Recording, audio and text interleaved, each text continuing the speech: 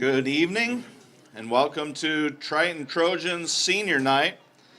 First, to recognize our band. Raina Dixon is the daughter of Travis Dixon and the granddaughter of Don and Carmen Chapman. Raina has participated in color guard, winter guard, and marching band.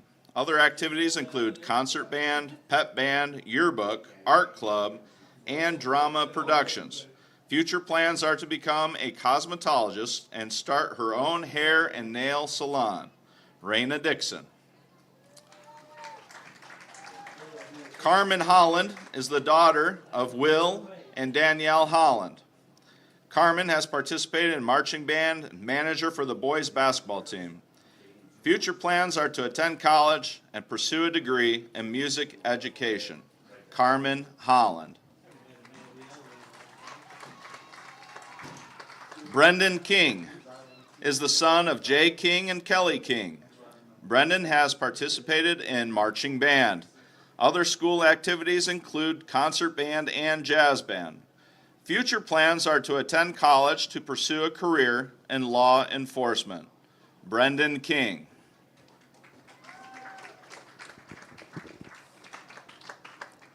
Elias Lucas is the son of Michael and Brittany Lucas. Lucas has participated in marching band. Other school activities include choir, Trojan singers, band, jazz band, and precision marching. Future plans are to attend Purdue Polytechnic to major in mechanical engineering. Elias Lucas. Gracie Motts is the daughter of Adam Motts and stepmom Lori Albright. Gracie has participated in marching band. Other school activities include pep band, concert band, and drama productions. Future plans are to attend college to study psychology and become a therapist. Gracie Motts. Emma Orlowski is the daughter of Carrie Orlowski. Emma has participated in marching band. Other school activities include Spanish club, FFA, jazz band, concert band, science club, student council, and musical production. Future plans are to attend Indiana University, South Bend to become an animal care specialist. Emma Orlowski. Braden Tucker is the son of Griffin Tucker and Alicia Hurd. Braden has participated in marching band. Other school activities include jazz band, pep band, and concert band. Future plans are to attend college. Braden Tucker.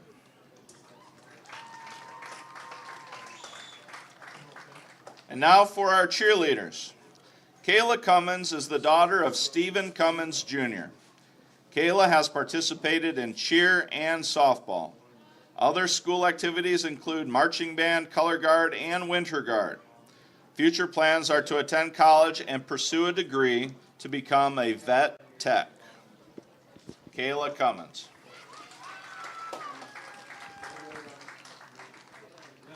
Sierra Howell is the daughter of Scott and Jillian Howell.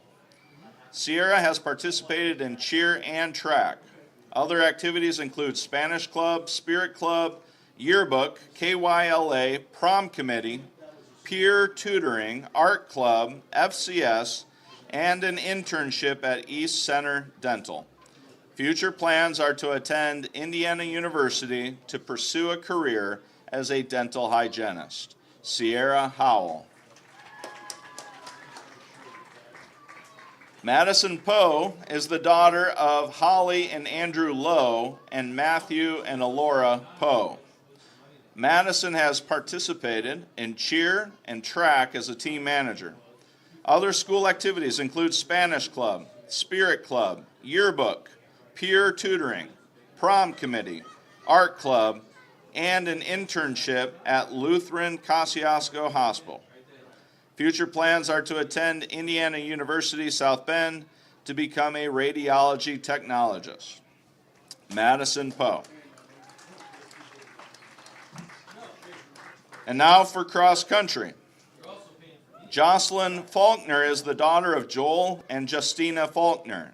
Jocelyn has participated in cross country, basketball, and track.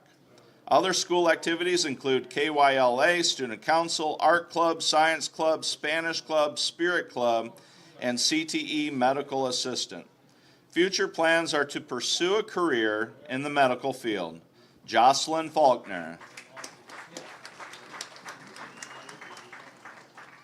Hunter Schutzel is the son of Scott and Jennifer Schutzel. Hunter has participated in cross country, basketball, and baseball. Other school activities include National Honor Society, Yearbook, 4-H, FCS, and Youth Group. Future plans are to attend Warner University to study sports management. Hunter Schutzel. For golf, Cheyenne Howley is the daughter of Craig and Serena Howley. Cheyenne has participated in golf, tennis, and manager for the volleyball and basketball teams. Other school activities include FFA, Student Council, DECA, National Honor Society, Spirit Club, KYLA, and 4-H. Future plans are to attend Oklahoma State University to major in agronomy. Cheyenne Howley. And now for tennis. Zach Greer is the son of Craig and Brooke Greer. Zach has participated in tennis and baseball. Future plans are to attend college to study criminology and become an FBI agent. Zach Greer. Danica Kuntz is the daughter of Chad and Aaron Kuntz. Danica has participated in boys tennis as a team manager, volleyball, basketball, and girls tennis. Other activities include Spirit Club, National Honor Society, Student Council, and FCS. Future plans are to attend college. Danica Kuntz. Ethan Shively is the son of Travis and Amanda Shively. Ethan has participated in tennis and baseball. Other school activities include FCS and National Honor Society. Future plans are to join the Air Force. Ethan Shively.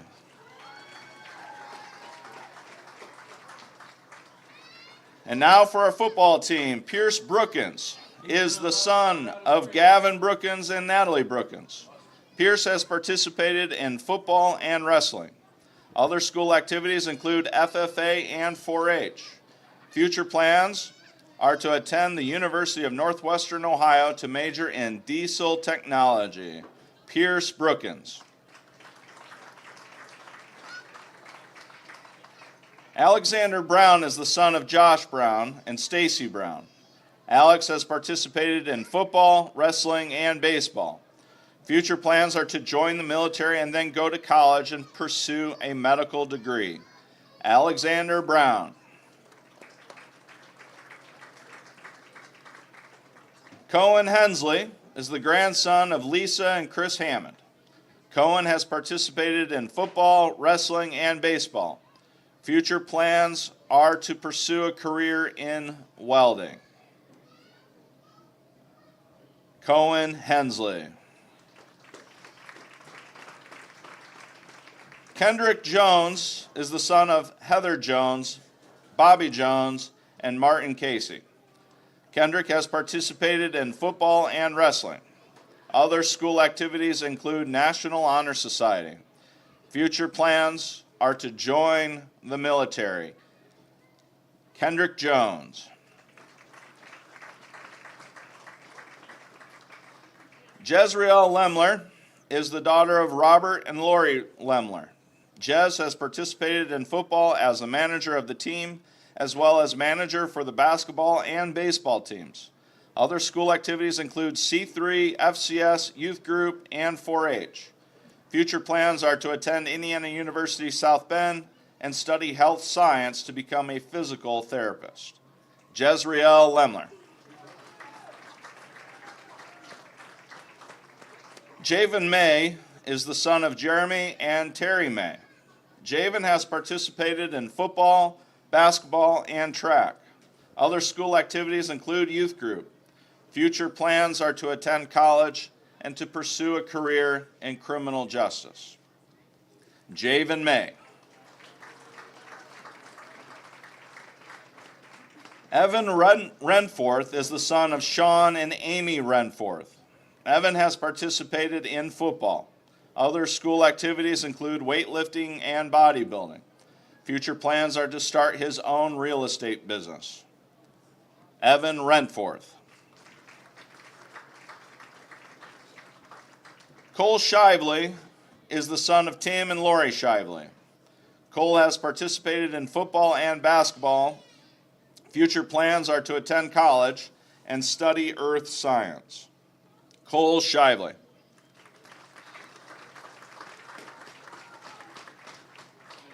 Brady Snyder is the son of Travis and Sarah Snyder.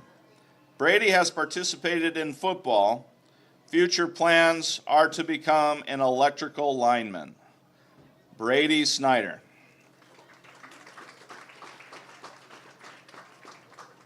Lexi Sumter is the daughter of Curtis and Jacqueline Smith.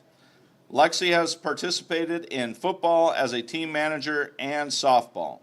Future plans are to attend college and pursue a career in criminal justice. Lexi Sumter.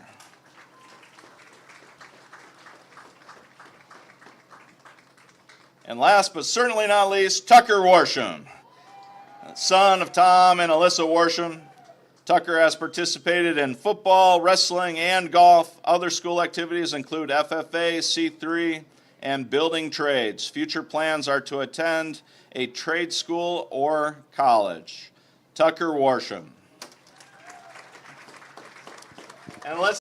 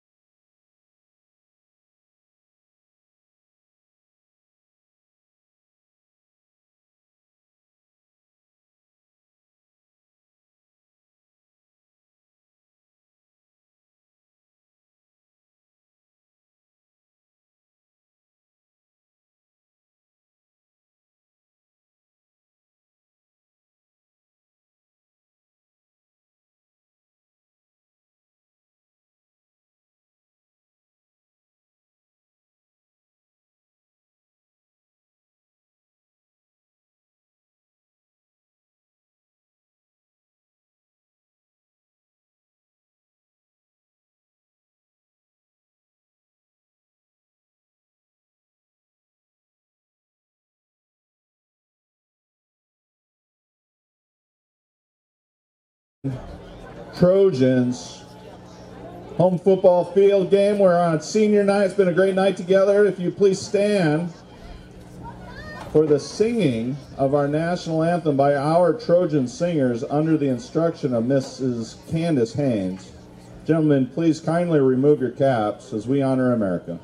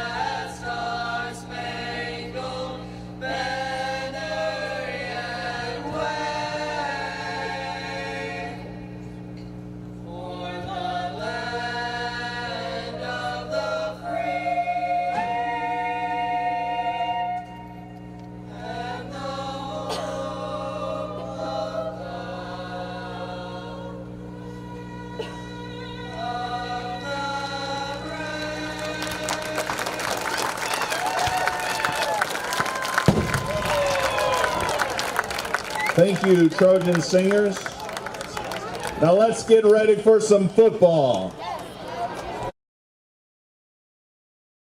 All right, welcome everyone here to the Trojan Tundra as the North Judson St. Pierre Blue Jays fly north to tender for this Hoosier North Athletic Conference battle between them and the Triton Trojans here tonight. I'm Andy O'Hara. With me is Jeremiah Farrell, Caden Humbich, Kenny Barnhart, and the Hall of Famer Ryan Lindler as we're live here on YouTube and the IHSAA Champions Network. Jeremiah, two teams tonight are going to play, number 10, number 12. But yet these two teams, every time it's a battle. And I know sometimes the score looks that way, but these two teams really have slugged it out the last couple of years. Yeah, I mean, every time we played North Judson when I was in school, we always knew we were about to get in a dogfight. And it's also not a big rivalry, but these two schools don't like each other. And it's going to be a hard-fought game today. Yeah, and looking at Triton last week, had a tough game. There was a battle against Pioneer. And, and it came down there, they got that insurance touchdown at the end to make sure, because a team that was striking very quickly. I think Triton really did good things in that closeout. The way they closed that game out was big for this group, I think. Yeah, back in the last few years or so, that's a kind of game that Triton would just always end up on the losing side of it. But this team just has a different vibe, a different feel about it. And now they're starting to win those one-possession close games and getting those touchdowns at the end to ensure the victory.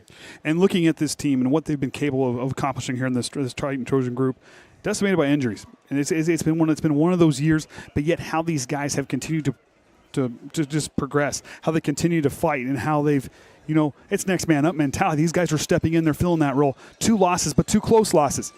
They played some great football this season. And this group is going to only get stronger as they continue to progress towards sectional play. Yeah, I mean, the 2 losses for Triton is one possession game for both. So Triton is one possession away from being 6-0 instead of 4-2. And like you're saying with the injury, these guys are plug and play. One goes down, the backup's coming in, and he's doing just as good a job, if not better. Now you go look at this North Judson team, a team last season won the sectional championship, a team that had a real quick strike offense. A little some differences. You got some guys that graduated. However, there's still some good things on offense here. You got Benson, the big man. They do, once he gets ahead of steam, he'll barrel his way through. He's tough. He knows what he's doing out there, led by a sophomore quarterback, and Josiah McDaniel.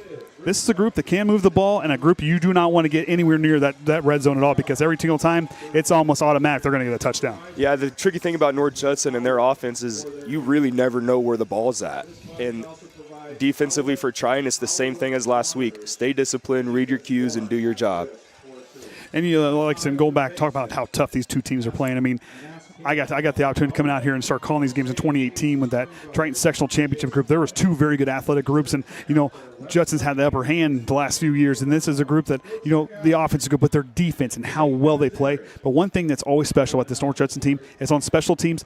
These guys are awesome at special teams. Yeah, with Judson, they're going to fly down the field at 100 miles per hour defensively and on special teams, and they're looking to lay a hit. They're not looking to get hit. They're looking to be the hammer. And that's exactly this group. I mean, well coached. And Brett Lambert in his 5th season, 41 wins to his credit. Zach Whitaker, first season, but you're looking out there like a seasoned head coach, a guy who's been out there. And, of course, Zach Whitaker's had all these years of experience, and he has done an outstanding job of this group because you go down and show, and it's testament to Coach Eunice and all the stuff, this program that they've built, and Zach Whitaker can put his stamp on it and how this group continues to progress.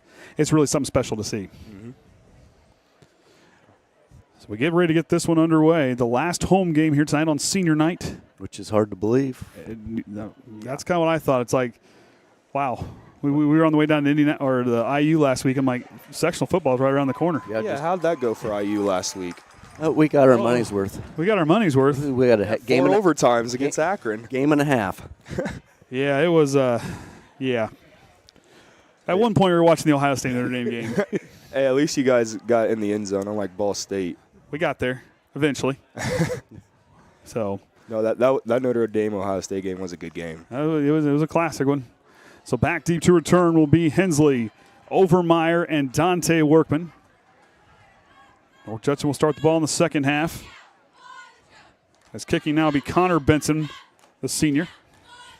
And this is a group, that middle group's going to, like I said, Triton's playing a little more shallow. Benson may not send it as far as Cole Shiloh, but this the second line, the middle line and the back group have got to be ready to go. Yeah, front line and second line, no matter what it is, beginning of the game, after a touchdown, whatever it is, you got to be ready, watch that ball at all times because he could just get a little quick onside, and instead of paying attention, you're already running down the field to get ready for your block. So front line is the most important part of kickoff return. So Benson to send it away. Gets the okay from the official. The Blue Jays get set. And we're underway. Line drive kick.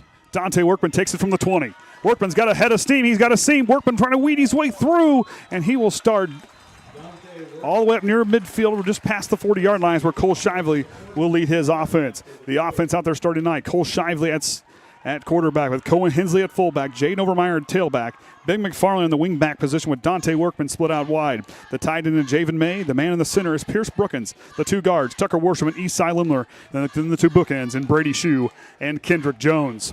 One thing I want to see from this Triton offense is I want to see them target May a lot more. He's a big body. He's like, 6'2", 6'3". And he's a strong, he's fast. He's, you look at Javen May, he's what you would call the ultimate. I mean, he's a great athlete. Like, he's the perfect receiver you would want outside, and you just need to get him more 50-50 balls down the field. 1st and 10 now from his own 43 as Shively gets that 7 seconds on the play clock. 4 seconds. Oh, they got Brady Snyder out there for senior night. And Brady Snyder, unfortunately, hasn't been able to play this season.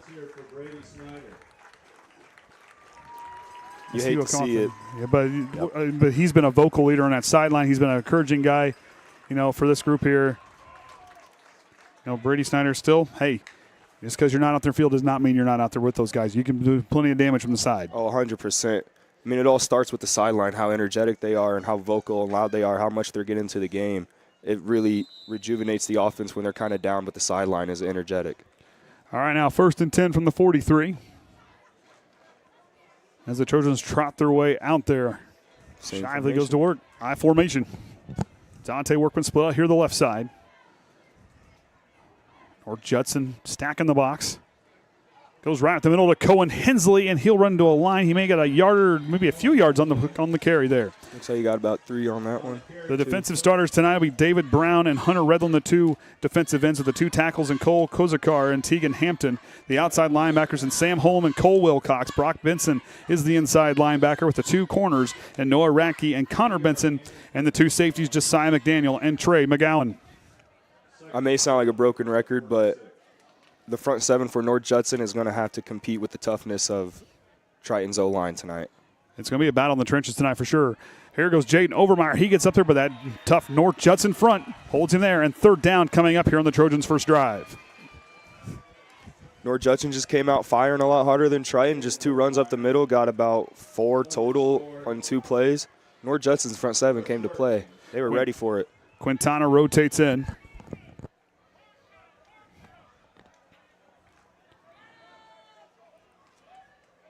Shively have Overmeyer on his left hip. 3rd down now and 5 from the 48. Shively out of the shotgun. Going to run the option play left. Shively's going to keep it. Shively's going to try to swing his way through, and Shively's got a Triton first down. Big conversion there for the Trojans on their first drive. Good read right there by Shively. Saw the defender a little bit on the outside of his shoulder. Gave it a little fake, cut in, saw the blocker, just made a nice move, got the first down, kept fighting. First hit, and still got a couple yards after the hit. Triton on the season, 31 first downs, counting that one there on the season. A team that, those 3rd down conversions, this is a group that's really trying to figure out how to move those chains. Yeah, 3 to 4 yards every play. That's their mentality. And when they get that 3rd and 1, 3rd and 2, they're converting. Riffle split out wide here on the near side. Shively going to go up the middle to Hensley, and Hensley's going to get bottled up. Up the middle again, and Judson was ready for it. And on the tackle, there's number 55, Cole Kozakar. Judson's D-line is just going through there easily these first couple run plays. You know it's getting late in the season when the lights are on in the first quarter. Hey, there's nothing wrong with that. I'm fine with that. I'm just glad the lights are working tonight. Shively gets set. 2nd down and long. Goes to Jaden Overmeyer. Overmeyer's got a seam burrowing his way forward. He'll have a nice gain on 2nd down. 3rd down and manageable coming up. Just a little left side run through the tackle and guard. Overmeyer lowered her shoulder, got a couple yards, and makes it 3rd and 4, 3rd and 5. Ball's on the 39-yard line of North Judson. Overmeyer just got to put 2 hands on that ball just to be rather safe than sorry. And we got to give Overmeyer some props. So old school, no gloves on those hands. I was looking at that. I was like, he needs some gloves. Oh, no, he's good. The old school, man. There's nothing wrong with that. Just get some stickum. Yeah, all right. Shively of the shotgun. He's going to roll to his left. Here comes the pressure. Shively's going to have to stop and go, and he'll slide out of bounds. Wendigo cut back inside, but just slipped right out of bounds. Good pursuit by Sam Holm. Will force 4th down on trots the punt team. Just motioned to the short side of the field. Didn't have much room when he tried to cut. Just slipped right on the grass. Back to returns Trey McGowan. Shively to kick inside his own territory. Good snap, has time. He'll send a high kick, pushing it over to the far sideline. It's going to take a Trojan bounce and a roll just inside the 15. About the 13, 14-yard line is where the North Judson Blue Jays will start off. Leading them on offense is the quarterback, Josiah McDaniel. The halfbacks, and Trey McGowan and Cole Wilcox. The fullback, and Brock Benson. Damian Frazier and Briar Minix, the 2 wide receivers. Tegan Hampton, the center. The 2 guards, and Hunter Redland and Cole Kozakar. And the 2 bookends, and David Brown and Harley Box.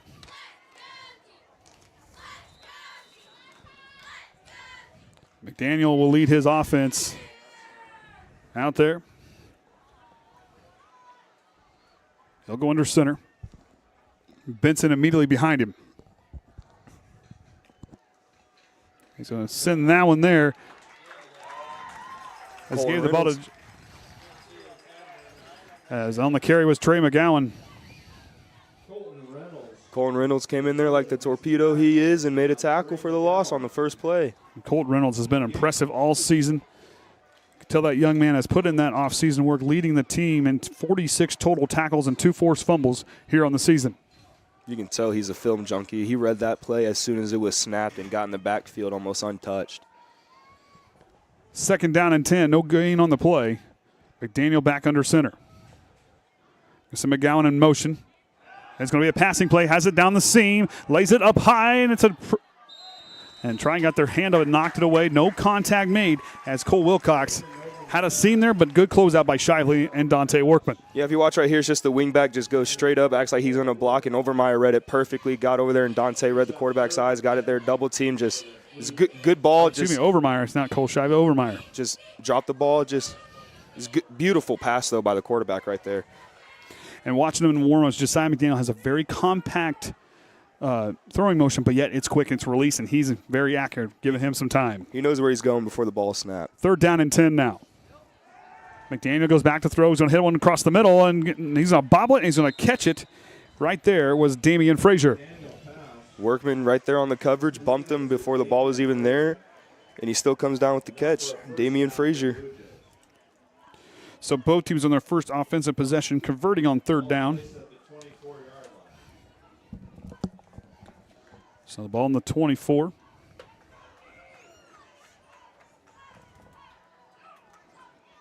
Play rotates in. McDaniel goes under center. One wide receiver split to either side of the Blue Jay quarterback. Goes the hard count.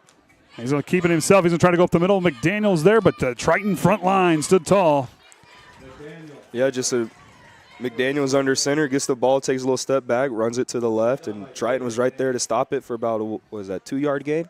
Yep, and then it was a good job there. Javen May got inside that right there, and Renforth right there behind him. The two seniors teaming up on that tackle. But like I said, we talked about this. The North Judson team, a team that can move the chains. They are very fluid in their motion. They can move the ball extremely well. Second down now and 8. Going to go outside to Wilcox. Gets a nice gain on second down. I think it's still going to be a little short, I believe. The ref's going to give it to him. And they're going to give it to him first down on the carry. Nice play right there by Judson. Pitch to the outside. Nothing was really working up the middle, so they went to the outside, and he read his blocks beautifully, fought for that first down. 2 first downs here on this drive as the Blue Jays are driving here. Couldn't really see the number who carried that. Hey, these are a lot easier reading some. Don't have the black uniforms. Yeah. First and 10 now from his own 34. Going to go right back to Wilcox, and he'll nice gain on first down. Gets it about 6 yards on the carry. Yeah, hard right there by Judson. Hard run right there by Judson. Just motioned him in an orbit motion, cut inside, got the ball right up the middle, and he had a nice push from his front line right there. Got 6 yards on first down. Triton needing to try to make a stop as this North Judson front line opening up seams for their backs.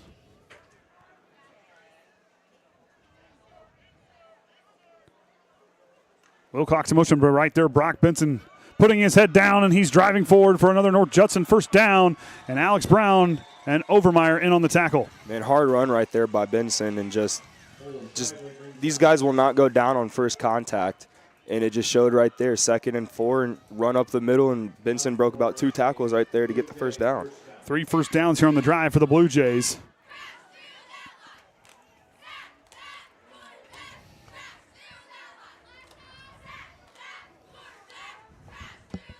McDaniel now on Triton territory, first down and 10 from the 45. Goes right back to the big fullback, Benson, and he rums his way forward as a team of Trojans bring him down. Tucker Worsham and Javen May in on the tackle. 5 yards right there. I mean, North Judson's O-line is just playing a lot harder and faster off the ball than Triton's defensive line is right now. So right now, if you're Triton's that defense, who's going to be that guy to continue to make a stop? Because we know Benson's a hard runner. I mean, he gets there, and he's a guy you don't want to be in a phone booth with because he'll make you pay. Oh, yeah, you can't be scared to arm tackle these dudes. Second down and 6 are the 4-yard gain. Wilcox in motion. McDaniel's going to run it to the left side. He bounces it out, has room. And McDaniel's the mobile quarterback trying to step his way through, fights his way through, more tackles. And McDaniel with an impressive run with another North Judson first down. Good play right there. Just 2 plays in the middle, 2 plays in a row, taking Benson up the middle, and then you fake it right there, give a little speed option, and the defender went after the running back, and he just made a nice cut for a first down. And he stood still, and there was just no Triton defenders right there to get him. He got him right there by the ankle, and just Cole Schuyler right there get him by the ankle, and just no one's there to get him. Even stepped out of the one. And so first down and 10 now in the 22. And like I said, North Judson has a high percentage of converting touchdowns when they get near that 20-yard line. Going to go up to Wilcox and maybe gets a yard or 2 on the carry. You can't beat yourself up, though, if you're trying. McGowan, excuse me. Right now, if you're Triton's defense, whoever the leader is out there, whoever steps up, needs to be the vocal leader and just tell them, calm it down. We got this. We're a good defense. Let's just get it done. Like I said, got a body. I mean, this is a group you got to make a hit. They're tough. McDaniel now 2nd down and 8. Goes back to Brock Benson, and here comes Brady Shue. Man, what a play right there by Brady Shue, looking like he's got inside stuff on Madden, just coming through that line and getting him before he can make a gain. And Brady Shue big on that one there, but what a play there by that young man. He came out of nowhere. He just popped up, and next thing you know, he's wrapping up Benson.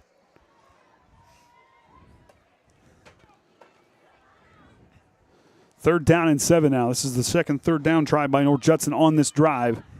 If you're Triton's middle backers right here, you got to watch for that slant. Going to go to the outside to try to get it as McGowan, but here comes Dante Workman. Man, Workman and his open field tackling this season has just been insane. It was just a little motion jet sweep to the outside, and Workman got around his block. He just kept going west instead of north, and Workman came into the backfield and got him to the stop. And the 2 South Bend Tribune players of the back-to-back South Bend Tribune players of the week, Cole Shively and Dante Workman, celebrating after that tackle. Looks like North Judson's lining up to go for it. You don't want to play the pass right here. You want to run and then pass if you're Triton's defense right now. That line's got to be ready. Shotgun. Eastside Lumer back there in that linebacker spot. McDaniel goes here, but then they're going to get a false start on the offense. 2 side receivers over there. But just went early. Looks like the count was on 2. They went on 1. Can't have that if you're trying to go for it on 4th and 7. It's a big shot in the foot right there for Judson. And for Triton, that's a look you just saw there. How are you going to cover? Because for me, looking back there, that was like a North Judson was going to try to hit that back corner of the end zone with a pass down that one side. Still 4th down for Blue Jays.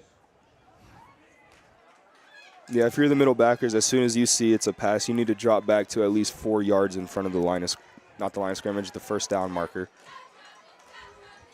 4th down and 13.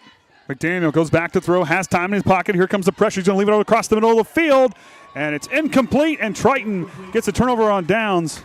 Yeah, it looks like Triton sent a blitz with their 2 backers, dropped Esai Limler, and just Triton got there in about a couple seconds or so, got in front of his face, and McDaniel just overthrew him. Looks like he had him on the crosser, but just overthrew him. I think it was miscommunication because the 2 wide receivers were about to run kind of right into each other, so just a little miscue on the route. As Triton now will take over on their 2nd drive from their own 26. I wonder if both sides just ran the same play because it looked like the 2 sides went out, but the 2 slots came in. Triton 16 yards on the ground in that first drive. Had a 1st down on a 3rd down conversion. Shively out of the shotgun. Shively goes to throw. He's got Dante Workman. Dante Workman takes off. And here comes McGowan. Dante Workman, slingshot engaged, touchdown. Man, you just can't drop a better play like that. Just Dante streaming down the sideline as a slot receiver, and Shively just sees him. That safety just comes up instead of back, and just no one's catching up to Workman in this conference. And 74 yards on the play. Perfect ball right there by Shively, and just 1 play touchdown. That's what you wanted right there if you're Triton. Right down the seam, Dante Workman got released, took off, showed off the hands, and tiptoed his way. Looks like Triton's pulling Notre Dame, only having 10 out there. At least it's the beginning of the game. I was mean. Like I said, that was a bummer. Well, at least this doesn't make a lot of difference like that one did. Got 2. Ooh. Oh, missed. He didn't quite get the ball caught. The firework announcer jinx. Yep. The extra point is no good. So Triton leads 6-0 after the 74-yard play. 1 play on that drive, and Triton goes down and scores. Yeah, I just don't think Judson was expecting them to come out of the gate passing it, especially a deep ball right there. And Triton's got playmakers out there on the outside. They got a lot of speed. Dante Workman has that next level speed. He can take off and go. He runs these routes extremely well, and he had a good open seam. Saw the safety was going to be out, and he blew right through where he needed to go and left Shively knew. Trusty receiver threw a ball up there for Dante to run underneath. I mean, Dante was so far behind the safety that he slowed down, almost stopped to catch the ball, and still went and got the touchdown. Shively now to kick.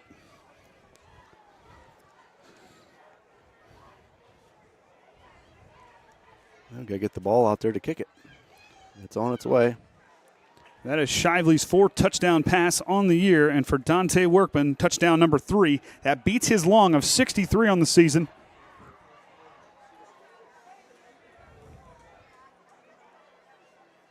Hey, at least Dante caught it. Hey, I'll tell you what, Dante's got some. He's got great hands. He's a guy who, I heard about that Ball State camp he was at, and he was outstanding at it. I mean, he has really put confidence in those hands this year. You see it.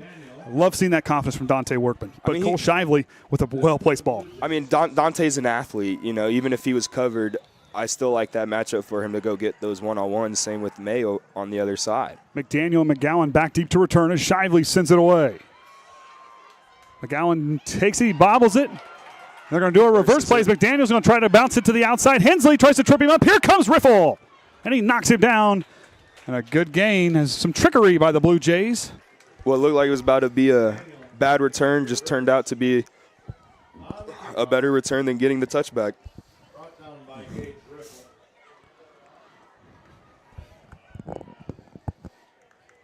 So 1st down and 10 now from their own 23-yard line. Now, if you're Triton right here, you got to think you just stopped them in the red zone, something that a lot of people haven't done and can't do against this North Judson team. So you got to go out there with a crap ton of confidence.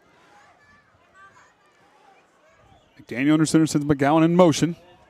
It's going to be an option play outside. Shively's got a beat. Here comes Workman. Open field tackle, Dante Workman. Man, he gets the touchdown and then the open field tackle to start the drive. I mean, can you ask for much from any other player right there?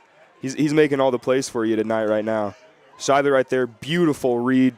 I'd say a little too early on the pitch right there by the quarterback, and just Workman came in there and got him. When you're done. Yeah. So 2nd down and 12 on the 2-yard loss on the play. Daniel back under center. Since Wilcox in motion. Benson's got it. No, excuse me. McDaniel's got it. Kept it in his fullback's belly, but the Triton front line holds their water and brings him down. This Triton D-line did it perfectly right there. McDaniel did the read, didn't like the give to Benson, took it, but that read right there just came down the line slowly but surely, and there was nowhere for McDaniel to go, so it was a 3-yard gain. Wow, inside 40 seconds to go here in the first quarter already. Game hasn't even been going on for 20 minutes real time. North Judson really holding that for the first drive. They've done an extremely good job. However, I mean, they're leading the time of possession 6 minutes and 42 seconds to Triton's 3:22. I mean, they were just getting first down after first down that first drive all the way to about the 15. McDaniel goes back to throw. Here comes the pressure. Gets it just past. High pass and brought down hard. Gage Riffle, but the catch is made. Good catch right there by Frazier. He took a licking, but he kept on ticking right there. He brought that ball in to give it a very manageable fourth down. And like I said, you look at the release by McDaniel. Had a good, solid release, but got just over the outstretched arm of Pierce Brookins. And that's the end of the first quarter. Or the first quarter. Triton leads 6-0. I was just going to see, because, we say we're getting here. There's only been one yellow flag hit the ground tonight. So you got two teams playing some good football here in this first half, and like I said, North Judson team. Yeah, it's one quarter, but this is a group that plays hard for 4.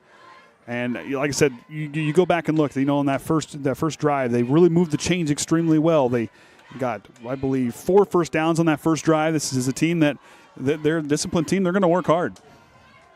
Yeah, and that's the time of possession. 8 minutes 38 seconds for North Judson. Up to this point, yeah, just working it down the field there, and ate up a lot of time. Yeah, I mean, with 2 running teams, I know Triton has that 74-yard passing touchdown, but their main thing is to run the ball. I mean, when 2 running teams go at it, the quarters just go by like that. Lambert's Blue Jays, like I said, this is a group that sustains drives, and they've had some interesting games here the last few weeks, and they're tough. They're averaging 36 points a game on offense, allowing 14.5. They need one of those cannons they were using out there. They'll probably shoot through the window. Those things. You'd have to turn them way down. McDaniel back to kick. Workman back deep.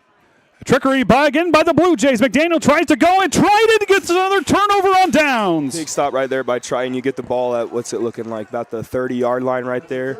That's exactly what you wanted right there. If you're trying, you score in one play, and you give them a 3 and out, and now you got the ball on your own 30. No, this game could not have started any better if you're Triton. For Judson, you just gotta stop the self-sustaining mistakes right there. I mean, Jaden Overmeyer gets in there. Good job by him. He's done an outstanding job in that outside linebacker spot. 1st and 10 now from the North Judson 31 for Shively to start their drive.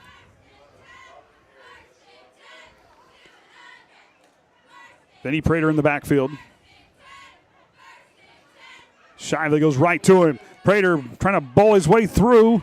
And a nice gain on 1st down for Vinny Prater. Couldn't really exactly see what hole he hit, but it looked like he flipped someone over him. I couldn't really exactly tell. You know, when Vinny talked to him last night, he said that ankle kind of took him out of that Pioneer game last week. He was talking about the volleyball game last night. This is a dude that wants to compete. He wanted to be out here tonight. Oh, yeah, I mean, you could tell last week he was mad that he couldn't get back into the game. He was pacing up and down the sideline, jumping, antsy. He wanted to get back into that game so bad. But you'd rather have him sit out that game and be ready for senior night. 5 yards on the carry. Sets up 2nd down and 5 from the 26 for Shively under center. Goes back to Prater. He'll try to find his way through with the North Judson front line. Stands tall and doesn't allow him to move very far, if at all. Yeah, just Judson's front 7 right there. Just ate up the linemen and ate up Prater. There's just nowhere for him to go. Like I said, they got some good players down there. You know, C.J. Sanchez is one. He's a big one, 6'5". 6'5". He's on this near end spot. Kozakar on the inside there, and I believe Grayson McDaniel as well, right on to the right of him. Yeah, North Judson's jersey numbers are kind of hard to see at night. Overmeyer's going to bounce it outside. McDaniel's trying to seal the edge, and I don't think he's going to get there. And 4th down coming up.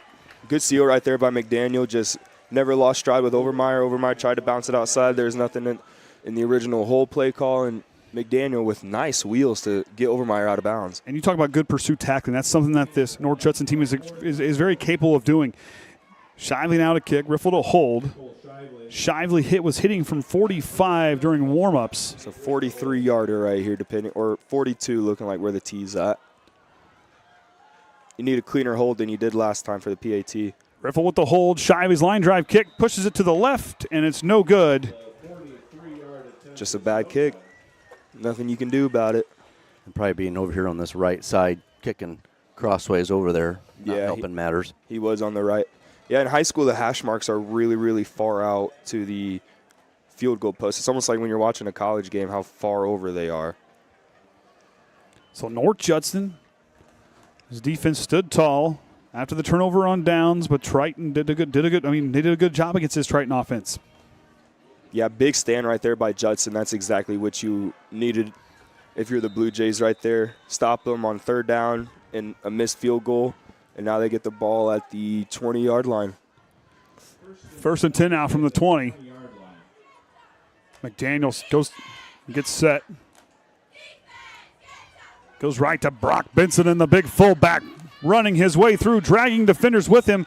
1st down on the carry, 11 yards. Big run right there by Benson. He had about 4 Triton people on him, and he just still kept running. He kept turning them legs. If I didn't know any better, I think he'd just move cows for fun. I think the cows get out of the way. Brock Benson, I'll tell you what, watching him last season and ever since he's been playing, he is a guy that he's tough. And the way he runs the ball, it's kind of angry. Kind of reminds you of Mike Allstott, how he runs the ball. He's a tough guy. I was going to say, reminds me of their last year running back, Cheyenne Allen.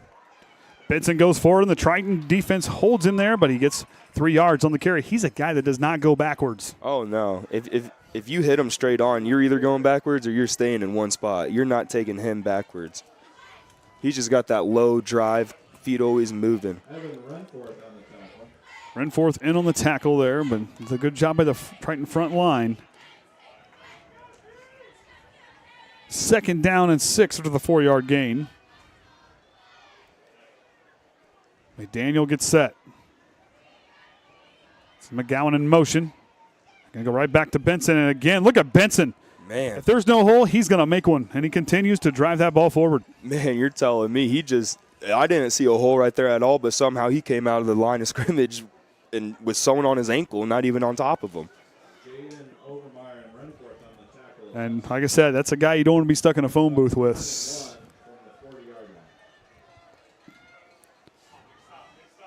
It's a big third down for these two teams here in this first half.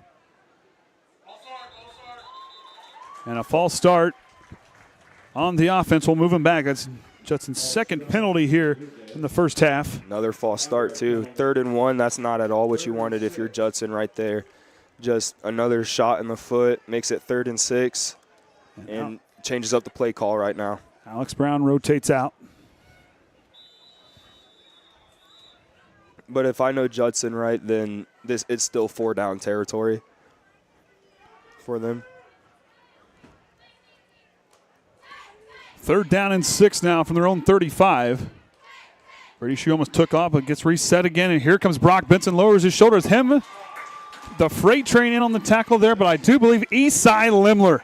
Cyclone. Esai Limler stopped him, and then Tucker Worsham came up and said, let me get some of that size right there. Hey, you kind of looked, freight train bringing in, helping out the Cyclone. You talk about a recipe for disaster or chaos. Cool. Those two guys right there teaming up. Looks like Judson's lining up the punt. After the tried fake last time, you got to really be on your heels right now if you're trying you up. Low kick. Workman's going to let it fall. Workman touches it, but then he falls on top of it. Took his head off of it too early before he grabbed it, and good heads-up play to get down on it with that North Judson gunner bearing down on you. So Shively leads his offense out there. This will be their 4th drive of the game. Or Judson still possessing the ball over 8 minutes in this first half. That might be more than that. It hasn't updated yet. No. He's getting closer. I think it'd be at 13 or 12. And Triton's had good average starting field position, averaging around the 46-yard line. 11 minutes and 13 seconds of total possession by the Blue Jays here in this first half. As Shively now 1st and 10 from the 29. Just a bunch of North Judson defenders right and there. They play to that whistle blows, pushing Cohen Hensley backwards. And good sportsmanship, Tucker Worsham helping up the Judson player. Yeah, it's just that front 7 right there for North Judson just ate Hensley alive right there. He just had nowhere to go. And like I said, you're going to run against this group here. They're very good up front. Those linebackers, they're very tough. They're, and like I said, you talk about as strong as they get along the front lines. But if you're those guys blocking, those downfield blocks, that second level block is going to be huge to open up a hole for your running back to find a seam to get through. Yeah, the only reason they're not more important as the lineman block is because it's right there. But Shively with the sneak will bring up 3rd down.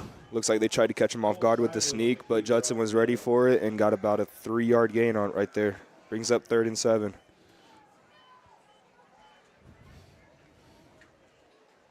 Down by Kozakar for the Blue Jays. Brings up 3rd and 7 for the Trojans. So Shively averaging 3 yards per carry. Judson right here needs a big stop. 3rd down and 7. It's about 6 minutes to go here before halftime. Timeout Whitaker. Timeout Whitaker. Yeah, it'll be about time. You got him. So can't take him into the next half with you. and then kind of just get a regroup and know how big this play is going to be. And for both teams, like I said, you talk about this is a big 3rd down. For Judson, this is a team that they're continuing to move the ball. They had some good looks just to get a lot of things to really convert, but yet they're getting those 3rd down opportunities. You look at their 5 first downs. 5 first downs on them here tonight. This is a group moving the chains. Benson, 5 yards per carry on 8 rushes for 43 yards, along a 14. But still, this is a guy that continues to move the ball extremely well in that front line for North Judson, doing an outstanding job getting where he needs to be, and Benson making his own holes eventually. Yeah, you don't have 11 minutes and 13 seconds of time of possession without getting a good amount of first downs. So Judson offense has proven that they can drive down the field. It's just once they start a little bit of drive going, just something happens. They shoot themselves in the foot, makes them take a step back, and then they have to punt the ball. 3rd down and 7, 6:01 to go in the first half.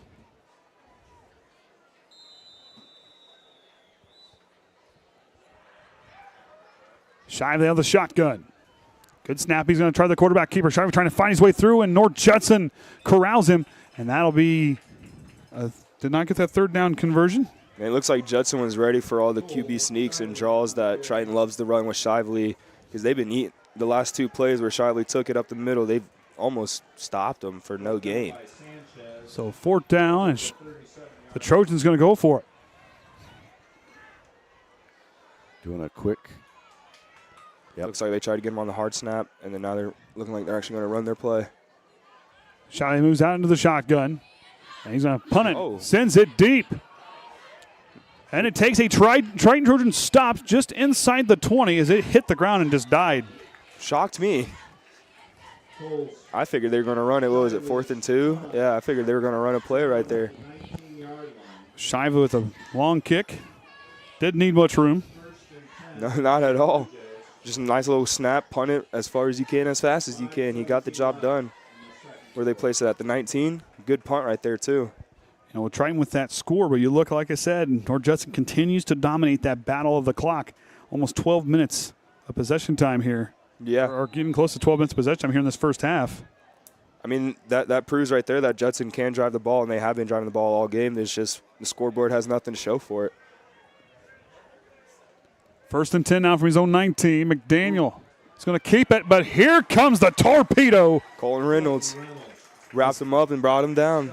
Good play right there by Reynolds.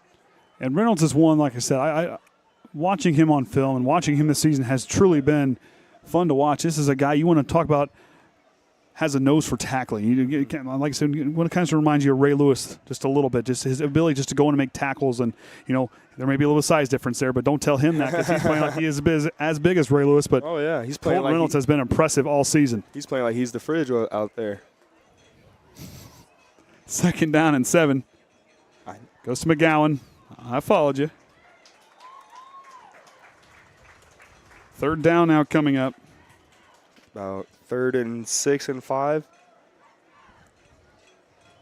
It's just Triton's D-line in this second quarter has just stepped it up. Judson has barely been able to get anything going because that D-line is gobbling everything up, and the linebackers come up and clean it. Keep an eye on big old number 48 here because 4 yards is nothing when that guy gets a hold of the ball. McDaniel tries the hard count. Goes outside, and McGowan's got another North Judson 1st down. That was a good speed burst right there. Just went to the edge. He got the pitch, just kind of jogged it till he found the hole. When he found that hole, he zoomed right through it. 6 first downs in the first half, and that's their 2nd 3rd down conversion here. 1st and 10, Blue Jays.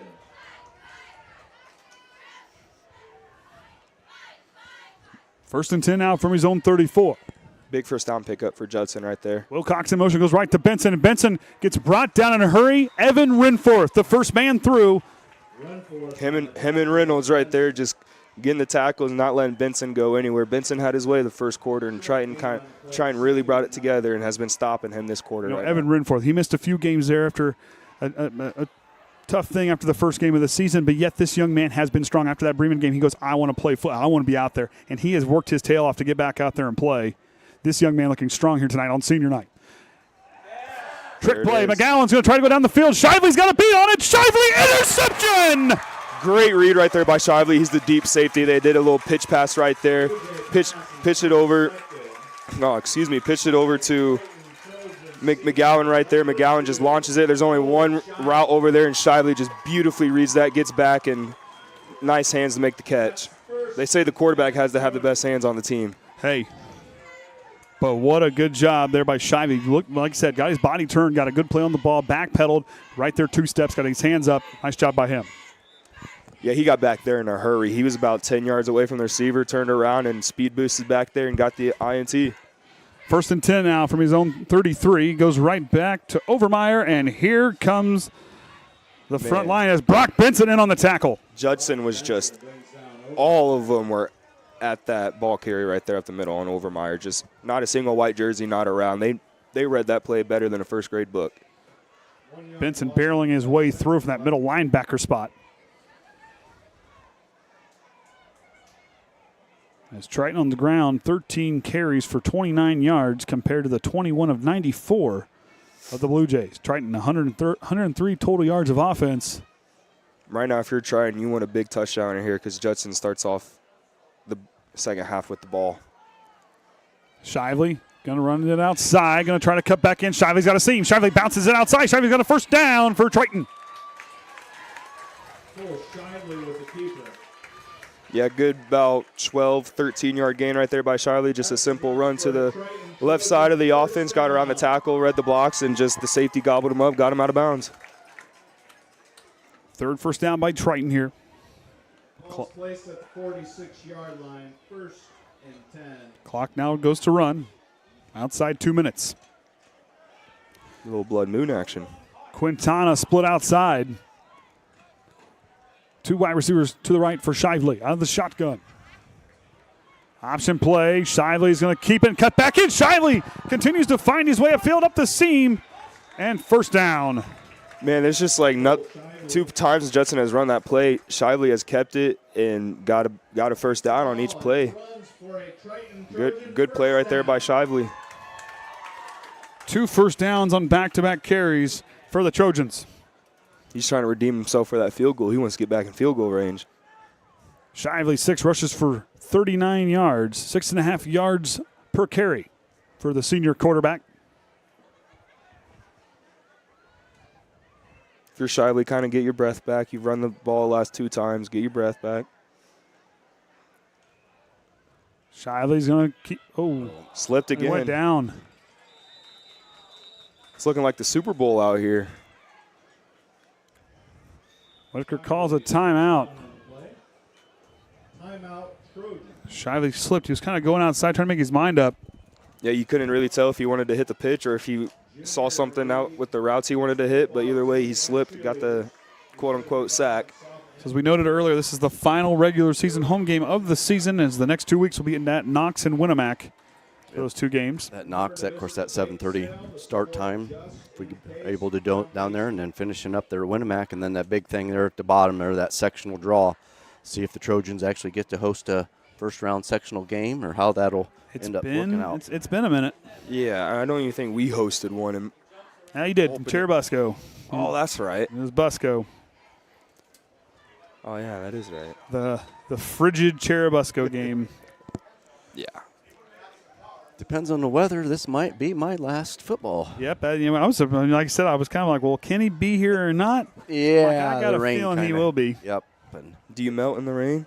Well, no, you can't run. You can't run corn and beans. You can't run corn and beans in the rain. Give him a hard time. Oh yeah. Well, you can run in corn. You can, but it doesn't do any good. No. Shively, 2nd down and long. Going to roll left. Going to stop. Steps up. Throws one deep. Javen May trying to get separation and just past the outstretched arms. Incomplete on the play. Yeah, good play right there. Judson's defense was all over it, had May down the whole middle part of the field, just stuck with him. Shively just tried to put it where only he could get it, and he did, just a little overstretch where May couldn't reach it. Those are the ones you always want back, the ones that are just right there. 3rd down now and 13.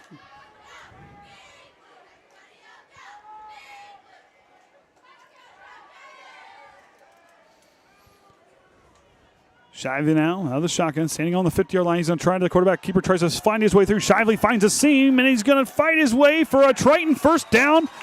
Gets a push from Brookins right there. Senior pushing the senior, get that first down, keep the chains moving, stay on offense. Try to go down and score this touchdown right here if you're Triton. Good run right there by Shively. 5 first downs for the Trojans. Just narrowly, though, got away from false Sanchez. Start. Riffle going to get called for the false start. Sanchez and his lengthy arms almost got called on that play, but he got around it for that first down. Whitaker sends the play in with Quintana. 1st and 15.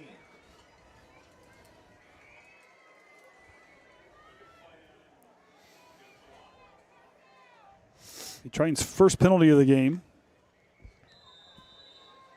Of course, I believe the first was negated because they were just getting Brady Snyder a chance to be on the field with the opening play of the game. Shively out of the shotgun. Play action fake. Here comes the pressure. Shively steps up, tries to get through, and it gets brought down. Not what you wanted after. Kozakar in on the tackle. Big stand right there by Judson's defense. Got the 5-yard penalty on Triton, and then gets a sack right after. That's exactly what you want. Right now, if you're trying and you're running hurry up, you got to go, go, go. 35 seconds on the clock. Shively. Low snap. He's going to try to roll right. Here comes Sanchez. Shively throws it to the near side to Dante Workman. Workman's going to try to find the sideline and gets out of bounds. Good football IQ right there, knowing the situation, knowing how much time is left. Dante gets the little crosser out right there, or the out route, catches it and gets out of bounds. Good play right there by the boys. So 3rd down. And about 4. Ball's at the 24-yard line. 3rd and 15 Trojans. So 3rd and 4. Riffle splits outside. 1 timeout remaining for Triton. Thanks, Jordan. I was wondering that too. Shively goes back to throw. He's going to leave it up for Javen May. Trying to get freed up. Javen May catches it. Touchdown, Triton. They're talking it over. It looked like he got the foot in. Yep. They're calling it a touchdown. Touchdown. Big throw right there by Shively.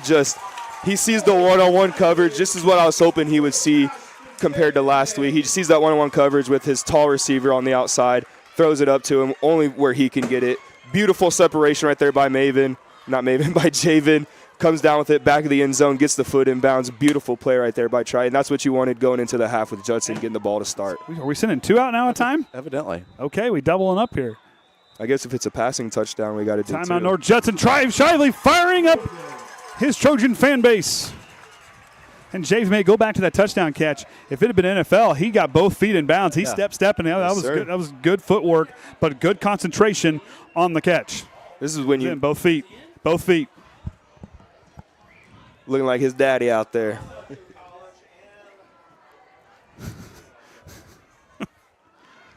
But Triton, that's exactly what you're wanting. You know, you're going to go in that halftime locker room, whatever momentum you can get, because Judson starts off that ball in the second half, and we've watched him possess that ball for 13 and a half minutes here this first half. Good sustained drive by Triton, moved the ball well, but Cole Shively, give that young man some props here on this drive because he really put it on his back and really drove his team down the field here on this play. You know, he had some good plays from Dante Workman, not taking those away, but Cole Shively was a little bit gassed, but yet he put it all back together, held his composure, looked like a senior out there, and moved his team right down the field. Oh, yeah. Shively looked like an experienced quarterback out there. You know, when they needed him the most, he stepped it up, 3rd down and long, getting the first downs, hitting Workman on the cross route to get out of bounds to set up that touchdown, and noticing that one-on-one on the outside and delivering a beautiful bucket drop ball to May right there. Brookins a snap, Riffle to hold. Ball's down, Shively drives it up and splits the uprights. PAT is good, and Triton leads 13-0 with 19.8 seconds to go here in the first half. I bet he just needed to see one go through. Any good shooter will tell you, it just takes one. Yep. But now, if you're over there in your North Judson, okay, you got 19.8 seconds here. This is a group that can get tricky out there in the special teams. We've watched them. They returned a touchdown. I believe it was against South Central. This is a group that's very good on special teams. Their front lines do a good job really just kind of diverting those guys going down to cover the kick. But this North Judson team, if I'm going out there, I'm going to do everything I can to put that in the end zone on this return. Yeah, I was about to say that too. You know, do everything you can on this return to try to get into the end zone or try to get amazing field position to where you can get McDaniel and his arm strength to get the ball to the end zone. But if you don't get a not so good return right here, I just take it to the half with Judson starting with the ball to start the second half. I just take it to the half. Get in, regroup, make some adjustments to your team, and come back out stronger.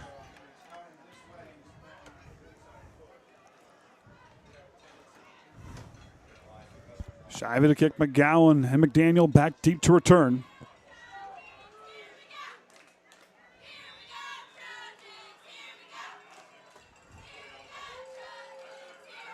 Shively goes with a little bit of a squib kick. And falling on that one. How many timeouts does Judson have? All 3, or 2. Oh. Sam Holm fell on it. I mean, you got 17 seconds left, 18 seconds left, essentially. And good starting field position now. Yeah, you got some good power running here with this North Judson team, but a team that can move the ball through the air. They have that home run threat ability. This is a group that, if you're Triton's defenders, just because you got 17 seconds before halftime, you've got to hone it in here and play hard. Yeah, if you're the secondary right here, Workman, Overmeyer, Riffle, and Shively, nothing behind you. If anything gets behind you, you got to get back. McGowan gets it on the pitch on the outside. He's going to try to cut it back in. Shively at a beat. Here comes Colton Reynolds, pushes him out of bounds. Stops the clock. Good pursuit right there by Reynolds. Pitch to the outside for Judson. Just there's nowhere to go, and Reynolds forced him out of bounds. But Cole Shively getting in there initially, kind of, like I said, don't have to be the hammer, but he got out there, kind of made things a little more difficult for the ball carrier. But Colton Reynolds, good pursuit, good team tackling there to fly to the ball. Oh yeah. No gain on the play. 2nd down and 10 from the 44. McDaniel runs the play in. 11.8 now. 3 wide receivers, 2 to the left, 1 to the right for McDaniel out of the shotgun. Or excuse me, is that McGowan? Couldn't really tell who made initial contact on McDaniel right there. If it was McDaniel who had the ball. That's what I thought it was. I think it was. 2 passing touchdowns from Triton instead of 2 rushing touchdowns in the first half. And you look at this team here, both teams 5 offensive drives. Oh, hang on a minute. Oh, what happened? Timeout. Oh, they had timeouts. They said they're still. Timeout, Blue Jays. Well, how much time would be left on the clock then? Looks like you were saying 1 second on the play clock is what the head official is saying.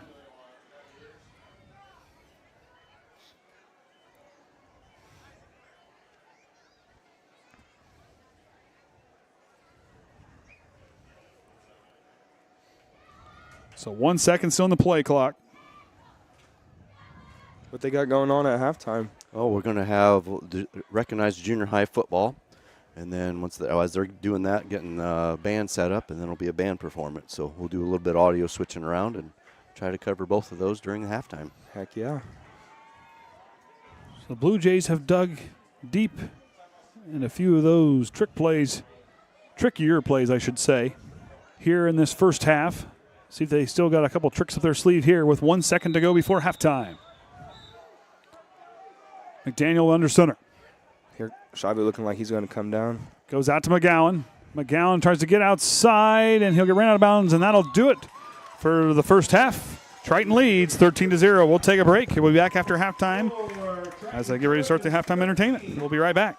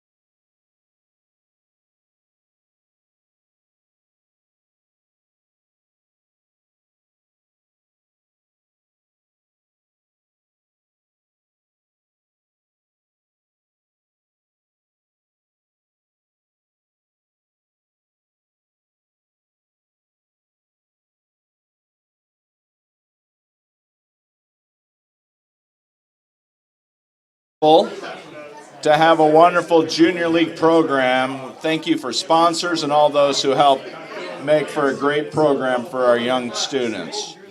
Tonight we're going to recognize first our 8 and under cheer squad. Coaches are Tara Warner and Jennifer Mickham. Giovanna Elliott. Gracelyn Elliott. Rainey Kinsey. Winter Snow. Serenity Cummings. Emma Hoyo. Adeline Treesh. Felicity Moody. Addison Brunner. And Blakely Jackson.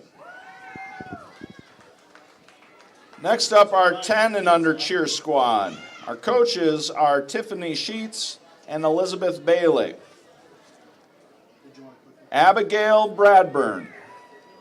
Ella Drunkenmiller, Mackenzie Sheets, Tegan Sheets, Harley Ashby, Bree Moriarty, Bella Weiss, and Sadie Feldman.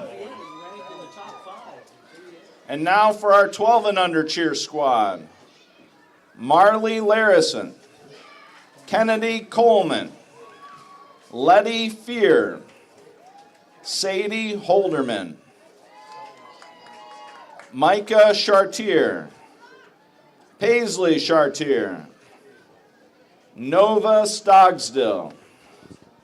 That's our 12 and under cheer squad. Thank you again, coaches and parents, for your commitment to our program. Next up is our 8 and under football team.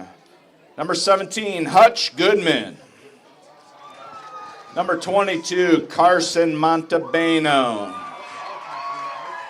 Number 25, Luke Yarbrough. Love you, Luke. Number 33, Liam Logan. Number 34, Langston Hoggy. Number 37, Wiley Bell. Number 38, Jet Fear. Number 42, Hunter Brown. Number 47, Brantley Cummins. Number 49, Jackson Lemler. Number 55, Matthew Alexander. Number 58, Chase Snow. Number 60, Sydney Sheets. Number 63, Chance Snow. Number 65, Grayson Stevens. Number 78, Isaiah Brunner. Number 83, Rush Burkhart. And number 92, Joshua Larison. Coaches are Kevin Anderson, Kyle Bell, Bobby Goodman, and Rick Yarbrough. Thank you, coaches. Number 0, Jackson Bradburn. Number 8, Colton Ludwig. Number 9, Case Young. Number 16, Brady Fuller. Number 37, Maverick Treadway. Number 41, Kennedy Bell. Number 48, Owen Norman. Number 50, Carter Dreibelbus. Number 51, Cooper Emco. Number 52, Zane Motz. Number 61, Levi Hensley. Number 68, Grady Fisher. Number 70, Bentley Emco. Number 77, Leighton Hoggy. Number 80, Cooper Jones. Number 88, Zane Cummins. 89, Malachi Workman. 94, Bentley Williams. 95, Jace Fawcett. And number 98, Riker Caswell. Our coaches are Mitchell Black, Evan Ash, Dave Caswell, Robbie Emco, Ryan Dreibelbus, Dan Treadway, and Mr. Paul Williams. Thank you, coaches. Thank you, parents. We also have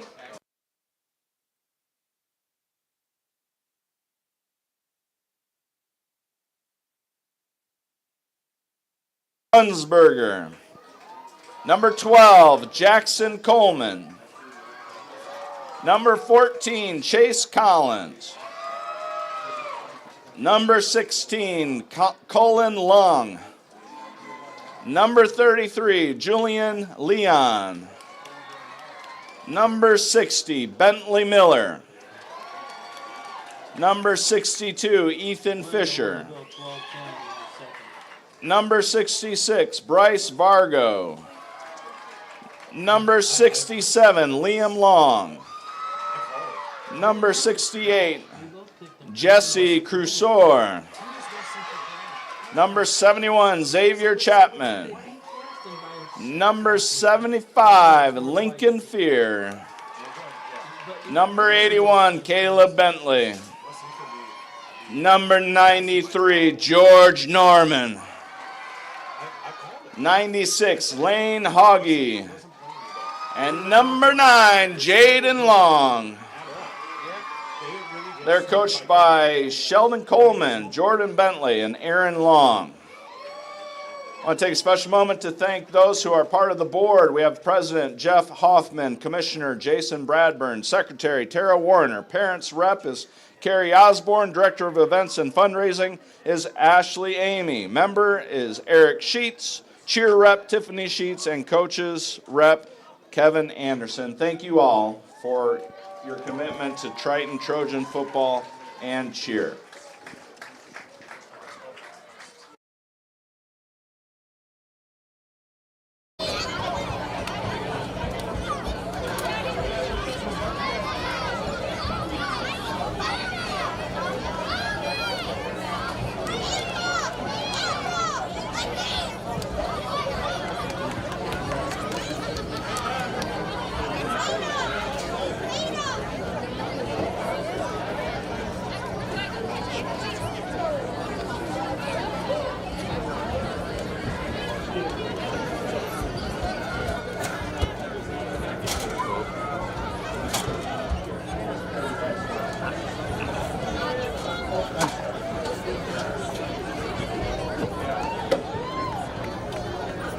I won't focus on it.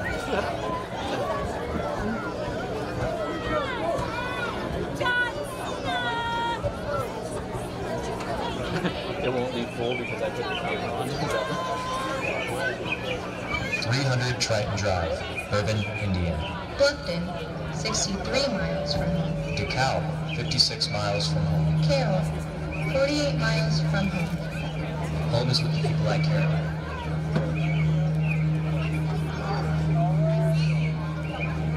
I love waking up knowing that my family loves me.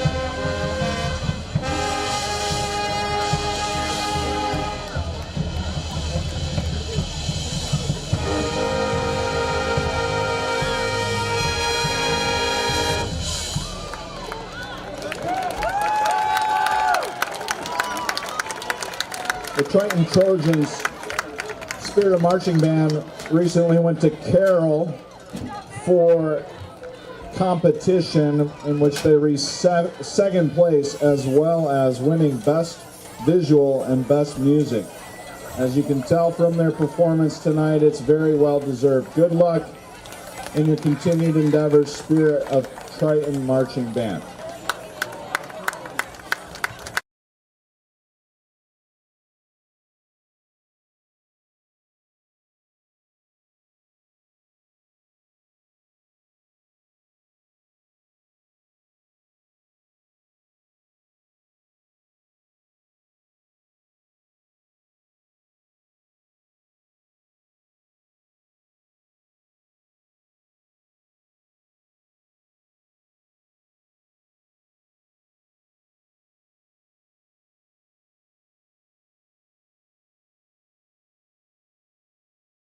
All right, welcome back, everyone, here to the Trojan Tundra. Andy O'Hara alongside me here tonight is Jeremiah Farrell, Caden Hummich, Kenny Barnhart, and the Hall of Famer Ryan Lim. They're here for the Triton Trojan Sports Network, broadcasting live on YouTube and the IHSA Champions Network. Triton leads 13-0, 6 first downs apiece for these two teams in the first half. 5 drives apiece. Triton 176 total yards, 110 of those through the air, 66 on the ground.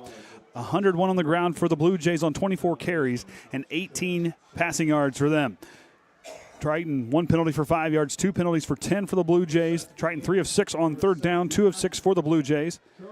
But the big thing for me, if you're North Judson, 13 minutes and 47 seconds of possession time. Triton 10-13. They had a real good long possession on that last drive before they scored before halftime, as both those passes were to Javen May and Dante Workman with a 74-yard catch and a 24-yard catch for Javen May as Shively.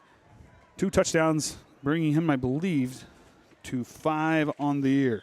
Or excuse me, I think it's 6. Yeah, it's 5 in the air. Five on the air. I was good. Don't ask me. I don't remember stats that well. Oh, I wrote it down. So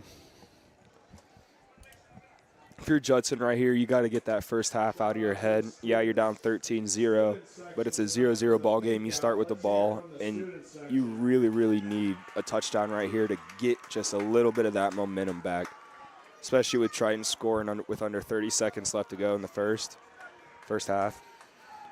McGowan and McDaniel back deep to return as Shively gets ready to send it away.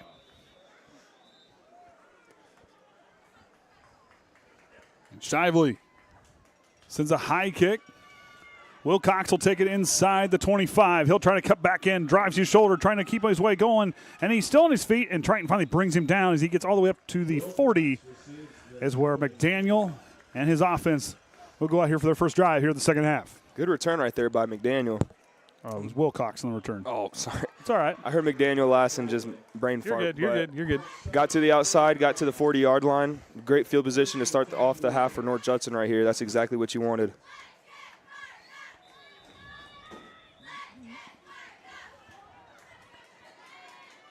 Said first down and 10 from their own 40.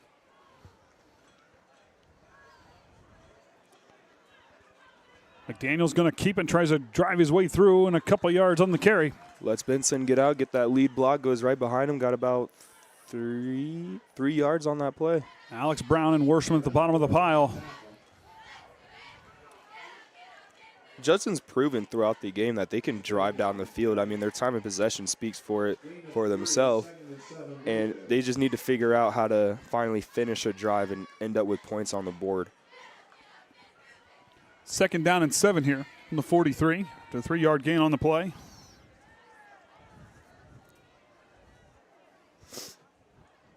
Since Wilcox is in motion, he'll try to find a seam up the middle, and he'll hit the hole hard. But here comes the Trojan front line and pushes him back. Man, Shively plays safety, but you would think he's playing linebacker, how fast he gets to those ball carriers. Third down coming up, but look at Esai Limler again. Man, you just tackling machine, the Cyclone. You just love to see it as a defense and especially a defense coach. You just love to see all your colored jerseys around this one ball carrier. I mean, there's nothing much better than that as a coach.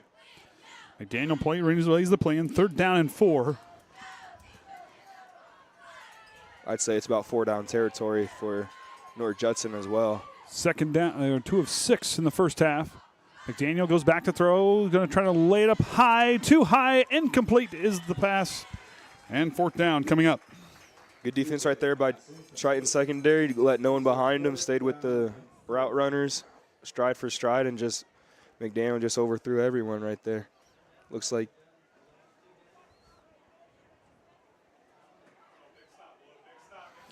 So here we go. Can't tell if they're running it or punting it.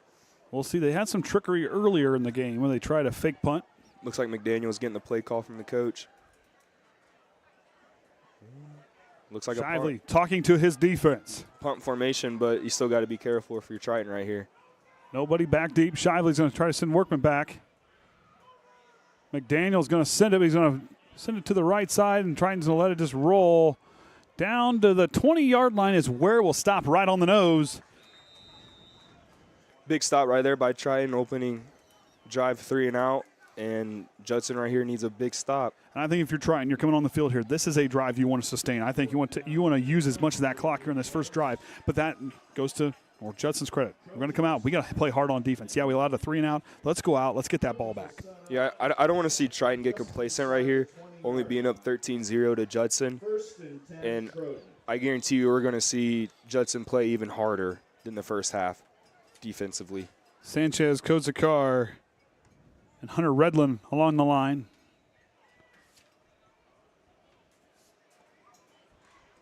Shively goes to, Overmeyer.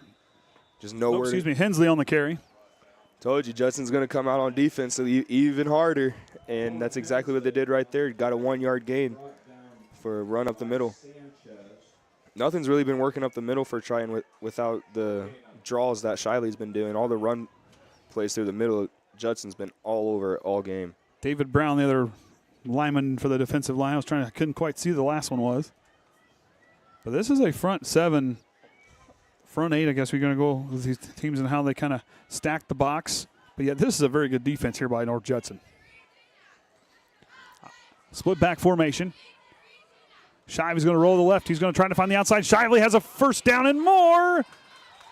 And Triton gets her first down here of the second half. David Brown right there for Judson, coming up from behind on Shively and wrapping him up before he could break away for a big one, because Shively had 2 blockers in front of him with only 2 defenders as well. So it looked like he almost had a free lane to the end zone, but good play right there by Brown to track him down. Cole Shively, 175 yards of total offense, averaging 6.5 yards per carry on 10 rushes. First down now from their own 35. Goes out to Overmeyer. Overmeyer trying to find the corner, and he'll get a few yards on the carry and go out of bounds.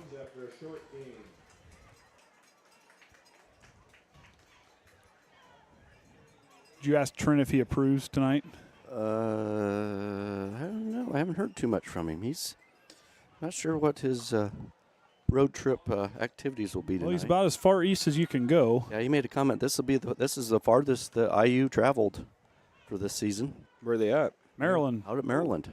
There you go. Split backfield, second down and long. Shively goes back to throw. Sanchez to pressure.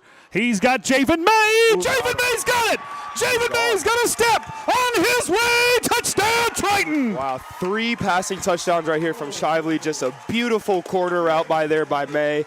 Beats his man, and another beautiful bucket ball by Shively right there. Look at Overmeyer. Stand right there. Take that hit from 6'5" Sanchez so Shively can deliver that throw, and May just outstrides McDaniel right there for the touchdown.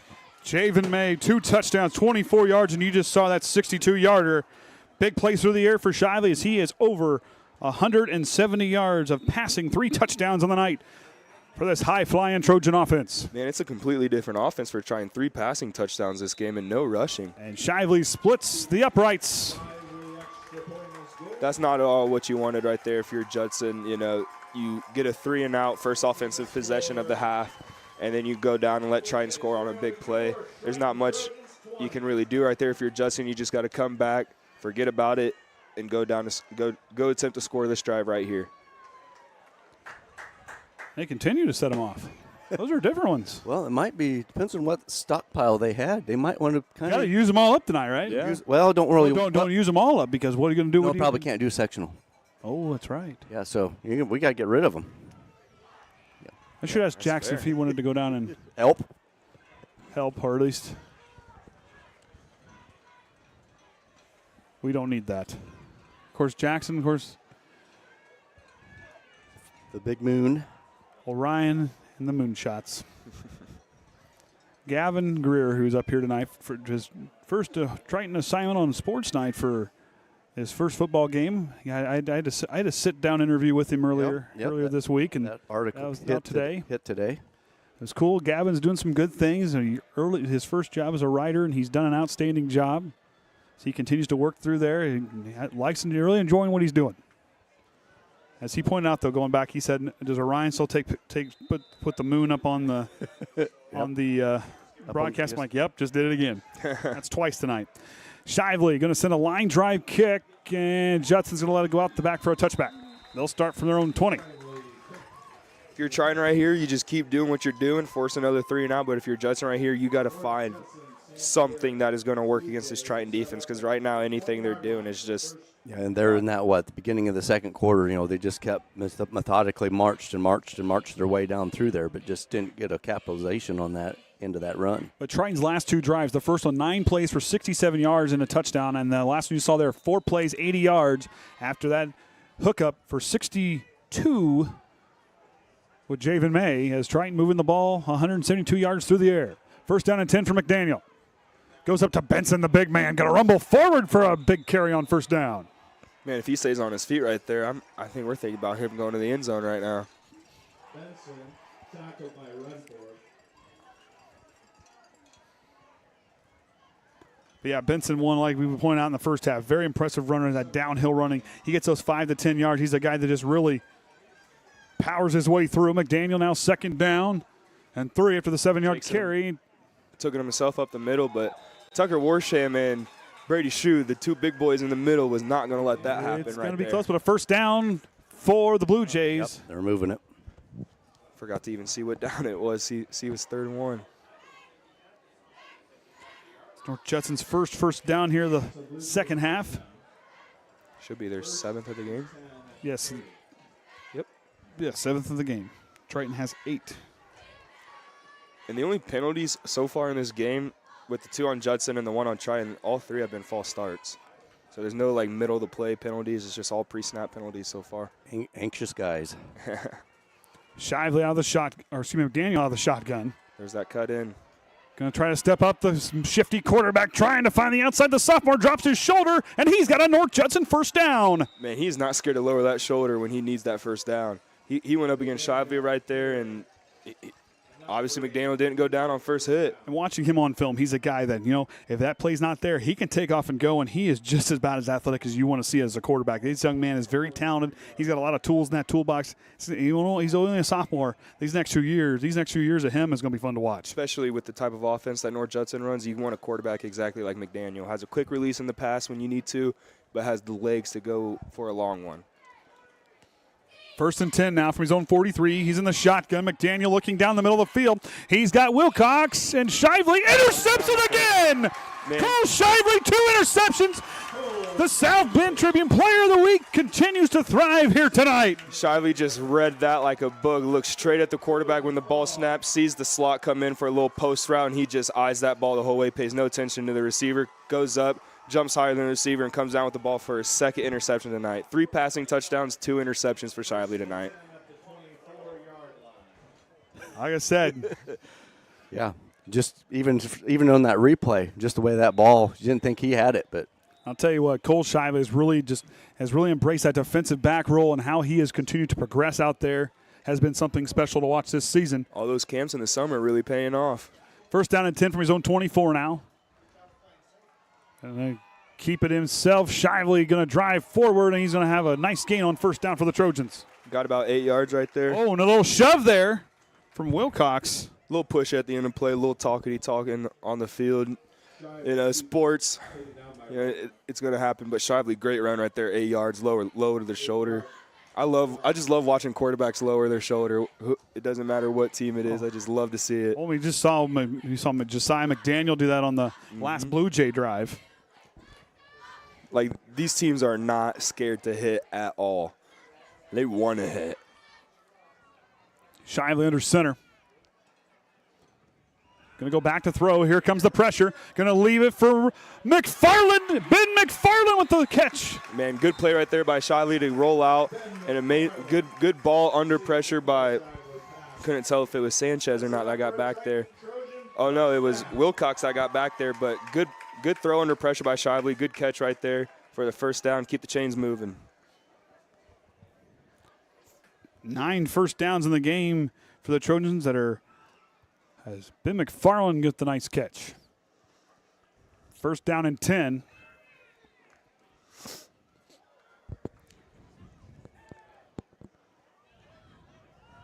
Four wide receivers stacked to the left. Oh, false start on May. Just that little hesitation. Oh, timeout for North Judson. Triton got away with one right there because I just saw May do the little flinch right before the ball, before the ref blew the whistle. yeah, like I say, That's what Zach Whitaker was saying. They may leave it on. No, they're going to pick it up. Okay, because they said the timeout was before they threw the flag. but yeah, North Judson calling it, seeing something that, hey, something's going to happen. We better refocus. I don't even know what was about to happen. They never ran that in high school when I was there. A good home crowd here for the final regular season home game. They got this student section. I didn't catch what the theme was. I'm going to guess pink has got something to do with it. And I thought somebody had almost pajamas, but I guess that just must be just what they had in pink. Well, It's the last home game before October. Yep. go to school in pajamas. I mean, Oh, yeah, we all that's did. Caden. It drives me nuts. I mean, that's the Triton thing. No one dresses to impress. It's school. Everyone knows each other. Boy, So- we were. Oh man, mom, boy, dad, they made us dress. Oh, though there was no sweatpants going to school. Oh no. Sure, I remember waking up, rolling out of bed, and going to school. First down and 10 out from the 43 after the timeout. Just with 2 timeouts remaining here in the half. Shively, play action fake. Sanchez, on the pressure. Deep to Javen May again! Javen May takes off! And Javen May 3 touchdowns on the night for the senior! Now, Javen May having a game with 3 touchdown catches, and Cole Shively also with a heck of a game. I mean, look. And watch the ref. The ref had to You get got out of May the road right there, somehow. tight end, just no one looks at him off the ball. The ref's trying to backpedal, stumbles with the Jameis Winston, and just May just breaks the tackle right there and just gets into the end zone. His 3rd of the night. Shively is also having an amazing night with his 4th touchdown pass and 2 interceptions. Shively 240 yards through the air. And Javen May, 3 catches, 143 yards through the air. 62 yards is his longest, averaging 47 yards a catch. And Shively's kick splits the uprights as the Trojans now lead 27-0. If you're trying right here, you just continue to ride that momentum. Just keep doing what you're doing because everything's working right now for Triton. If you're Judson, you just got to take a breath, relax, and do what you've been doing all year. They might have to save a few of those fireworks to keep coming off more than what was anticipated. So maybe so. But Triton on that play, a 3-play, 76-yard drive. As Ben McFarland caught a ball to move the chains. A couple carries on the play. Seniors are showing off tonight. You know, the final time they're going to be playing. Appreciate everybody watching here tonight. Now, if you're North Judson, yes, you're down on the scoreboard, but yet this is a group that is capable of going down and scoring. If they move the ball well, just put something together on this drive, try to trip away at that lead. Yeah, I mean, you just got to go to what you can see working. I mean, you just can't keep going back to the same stuff you've been doing because it hasn't been working all game. It's not going to magically start working. You got to go and find something that will work, some trickery, some misdirection, some counters, something to get this Triton defense on their heels. Because right now, Triton's defense has the utmost confidence right now. Shively, high kick all the way back. McGowan takes it inside his 5. He'll try to find a seam up to the right side. He's going to bounce it back in. And in there on the tackle, I believe it was Kendrick Jones. And it was Kendrick Jones in on the tackle. Kendrick Jones getting in on the action too. These seniors have really stepped up big here tonight. Brings McGowan down to the 22-yard line. So now first down and 10 from their own 22 is where these Blue Jays will start off.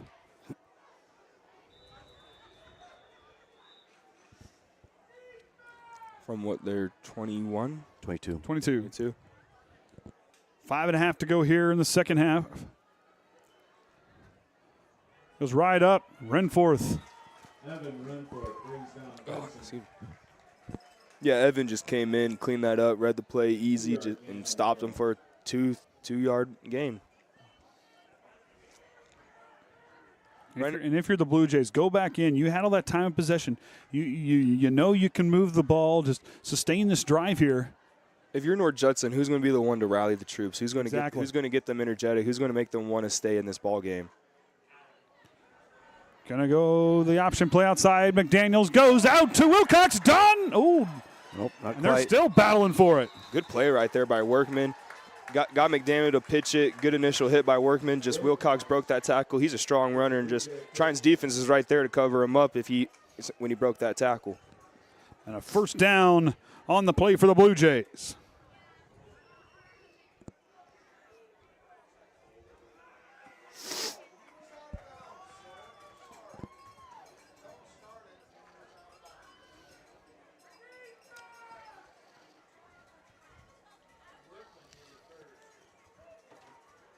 First and 10 from their own 32. This goes right up to Benson, the big man, trying to find his way through, pulling tacklers. Man, tough run right there by Benson and a hard hit by Shively and Brookins to come bring him down. Benson on the carry. And so pops back up here.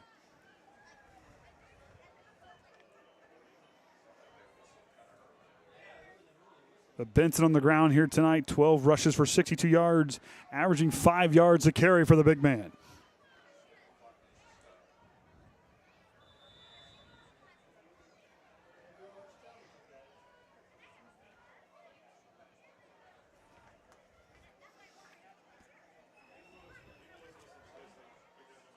going on? I don't know. A little conference over there.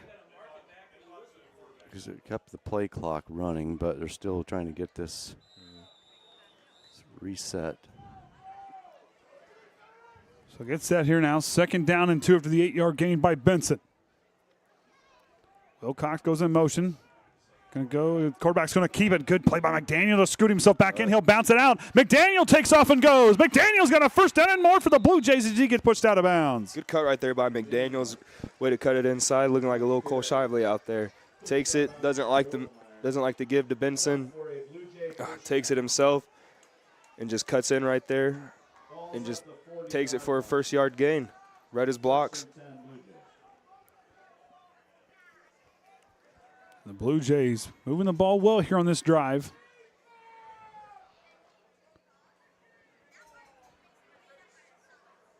First down and 10 now from the Triton 40. Goes to McGowan. He'll go to the outside as he tries to find the corner, and he is a 1st down again. 2 big runs back-to-back for the Blue Jays. Sweep to the outside, just good play call, good speed, got the edge, and got the 1st down. 11 first downs on the night for the Blue Jays. That's exactly what you want right there if you're Judson on that play. Like I said, back-to-back big runs for them. Or 3. If you want to go with Benson's 8-yard or to start off that drive. The Blue Jays moving the ball well here on this drive. 1st down and 10 now from the 29. So look down, D goes across the middle, tipped. Oh! Gets it and touchdown, Blue Jays. Shively almost comes up with it, just gets tipped, and Just then it would tip the right direction. yeah, it's just a North Judson tip right there to Wilcox, and good heads-up play by Wilcox right there. Tip by Riffle, good heads-up play by Wilcox to bring it in, and there's just no one there to get him, and touchdown North Judson. That's exactly what you need right there for your Judson. Granted, may have not looked pretty, but you got in the end zone. You got the job done. Now it's time to go get a stand on defense. I believe Connor Benson to kick. And it'll be good. So the Blue Jays strike here in the 3rd quarter through the tip pass, but Wilcox, nice job by him to stay home and keep an eye on that ball because it was tipped. It was a good job by him, that tip drill. Pay attention where that ball's out. It was a good job by Wilcox, but it was a good ball thrown by McDaniel to try to push that ball down the field. Yeah, I mean, he tried to thread the needle. He almost didn't, but like you said, good heads-up play by Wilcox, and that's why you practice the tip drill in practice for reasons like that. That's why you can't give up on the play as soon as the ball's batted. A 6-play, 78-yard drive to the end zone. Took about 1 minute and 47 seconds on that drive.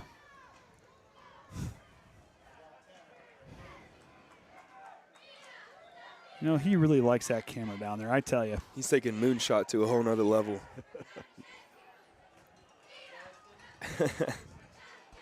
Getting a little glare on it.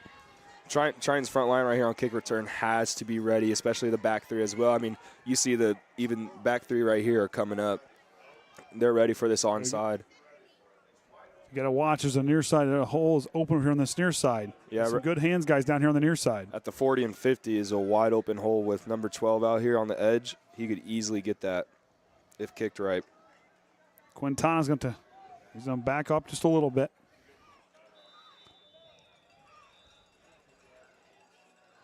Benson the kick. And he likes to push it away. Cohen Hensley takes it inside the 20, about the 18. Hensley's going to try to find a side. Cohen Hensley has the side. You'd love to see him get in the end zone too. Cohen Hensley, big gain on the kickoff return. Big return right there for Hensley. I mean, another senior on senior night. You almost want him to get in with all the other seniors getting in the end zone tonight, but major return right there for Hensley. Just finds the perfect hole. Good job by the blockers. Judson just over pursued a little bit, found the hole, and just perfect right there.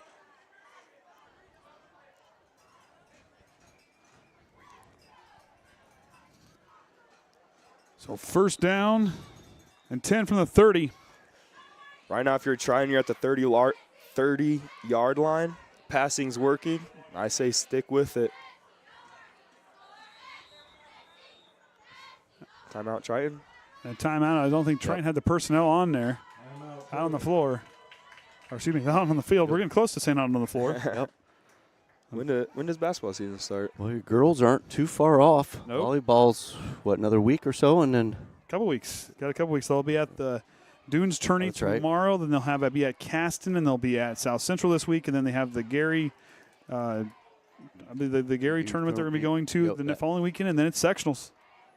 Yep, and cross country's got their That's right. conference this Saturday. Next Saturday, they believe down doing an invitational, and then 2 weeks they'll have their Tennis was out and about this weekend as well, or this week as well. Yep, I didn't catch any of their I did not catch any of their scores either. that they would be if they were still in. They'd been playing tonight. Yep. Glenn beating LaVille 27-10 at halftime. I heard Caston was over at Culver at halftime.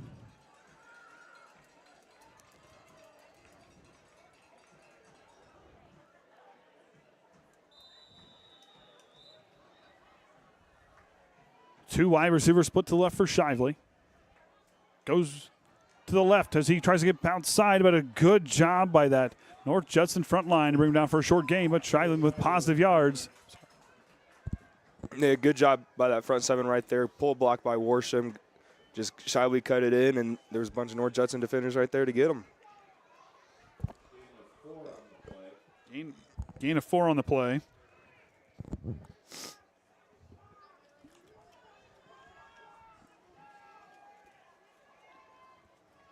Second down and 6, 4 yards on the carry.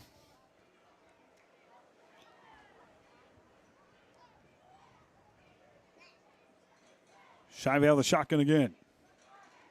Goes right back to Overmar, trying to follow his blockers, but there comes that North Judson front line holding it well as third down coming up. Good stand right there by Judson on second down. Just a little too patient right there for Overmeyer to find the hole, but good backside pursuit by Judson right there to bring him down.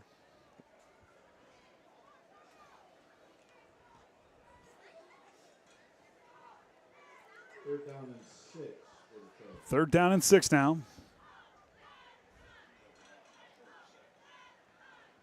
Triton 3 of 6 to this point. Shively let that clock roll a little bit further. So just bleeding clock. Going to go to Overmeyer. Overmeyer's going to try to bounce it outside, trying to get his way through. And fourth down coming up. Didn't quite get there, but nice job by North Judson to steal off the edge. Good block right there by Esai Limler. And good run right there by Overmeyer. Made it 4th and 3? 4 maybe? I want to say 4th and 3 or 4.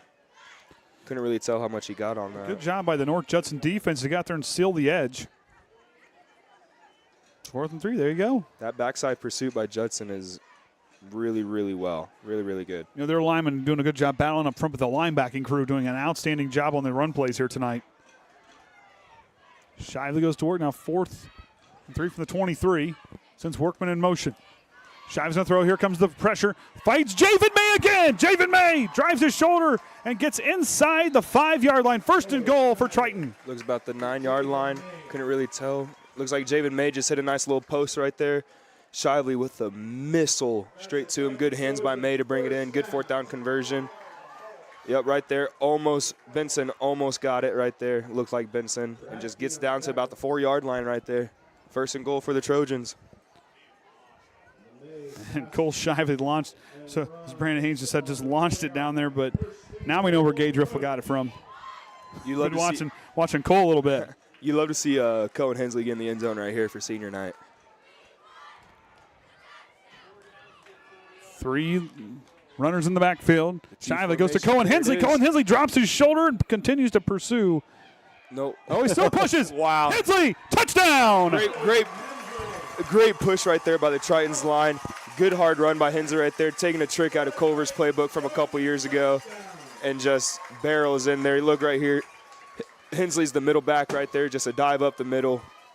Good blocking, good lower shoulder, kept driving them feet. Good awareness by the lineman to just drive your boy into that end zone. Get him that touchdown. Good work, big boys. And all 22 players pushing on that one on the field. Ball's down, Riffle to kick. Or excuse me, Riffle to hold. Shively's kick is good. Get this to where we wanted it to. Come on. I think he's having issues with his camera down there.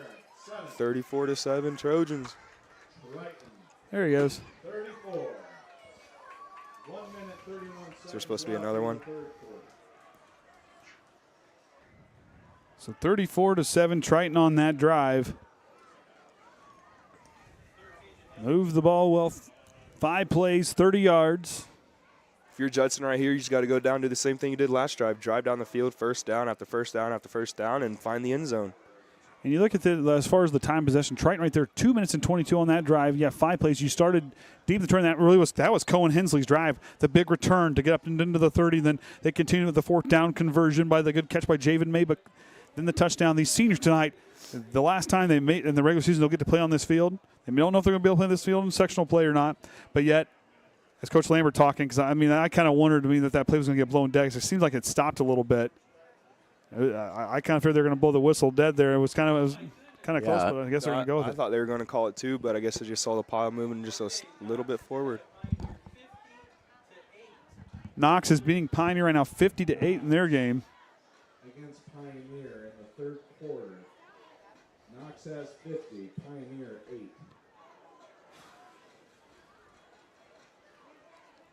I just assume there's going to be another touchback right here by Shively with his leg.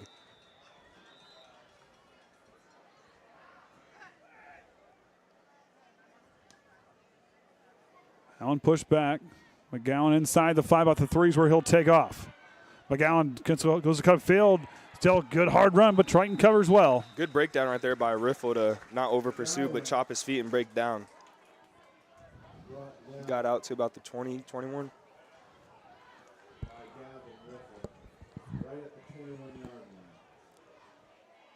So minute 24 here to go in the 3rd quarter.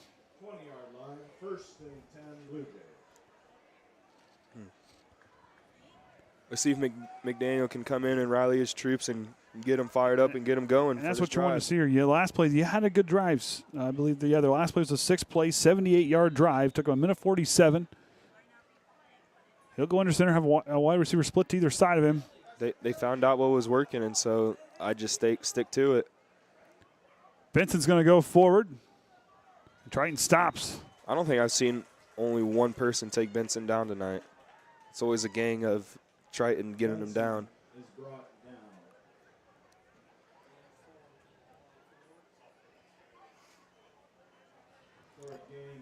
So a few yards on the gain there. 2nd down coming up for the Blue Jays. So Colt Reynolds led the charge of the group. Triton tonight allowing, or I guess North Judson, 230 yards, 183 on the ground for them, 47 through the air to this point here. McDaniel goes back to throw. He has a man down the middle. Didn't see Wilcox. Now he's going to go to the near side. And Riffle, good coverage. But if he'd have looked to the right, he had Wilcox with nothing but green pastures ahead of him. Oh, yeah, Wilcox split between Workman and Shively, just going right down the seam. Oh. No one touched him. Yeah, just the way he kind of tumbled a little bit. Might be looking like a cramp. Yeah, Frazier goes down. Hate to He's see all right. that. Looks like just a cramp, hopefully.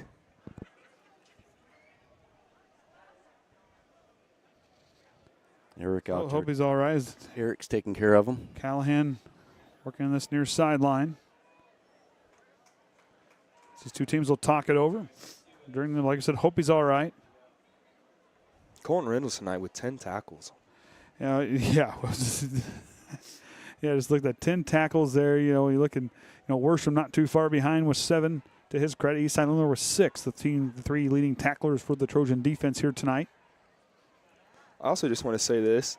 Shively is 7 for 8, 4 touchdowns, and 259 passing yards. I don't think I've ever seen 7 completions for almost 300 yards. His 3 receivers averaging 40 yards a catch for Javen May, 43 yards a catch for Dante Workman, and 11 yards a catch for Ben McFarland here tonight.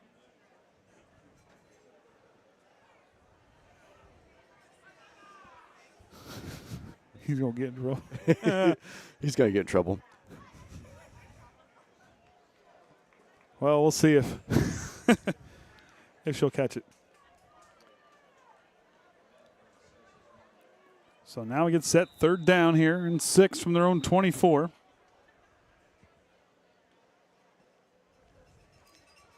Their jet sweep has been working for them this game.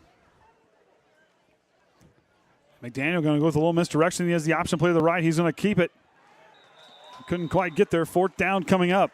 Man, Shively goes across the field in about 0.5 seconds. I mean, he starts over on the other side of the ball on that play and makes that tackle clear across the other side of the field. Last one. Sideline warning on Judson, looks like. Oh, I got it now. So 4th down here. Blue Jays drawing up what they're going to do. So 3, yep, you got it. Go for it. You got to get this if you're Judson, though. Watch for the hard count here. Yep. Boys in blue up front got to hold their water. And they do. McDaniel's going to have it. He's going to take off, and I don't think he got there. Nope. He might be about half a yard shy, and Triton stops him. The 3rd time tonight, the 3rd turnover on downs by the Blue Jays. Might be closer than what it is. It might be close. I don't know. I thought it was. Oh, it was first close. down Trojans. So it's 1st down Triton. Yep. So turnover on downs for the Blue Jays. Whitecap called Trojan ball.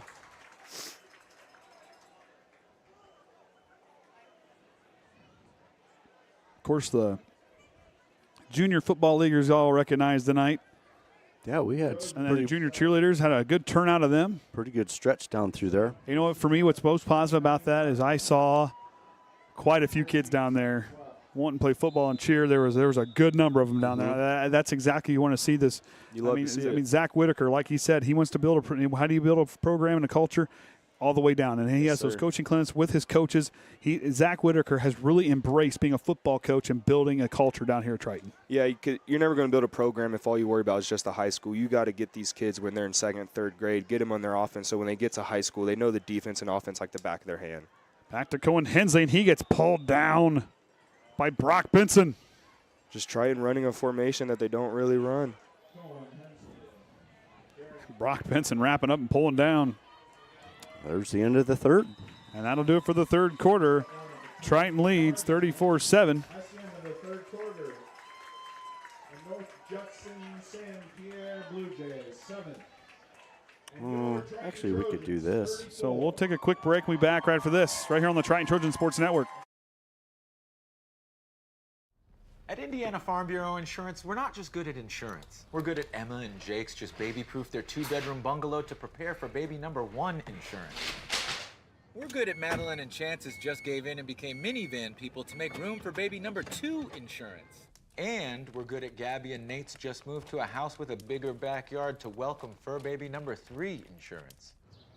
Start with Indiana Farm Bureau Insurance and stop knocking on wood.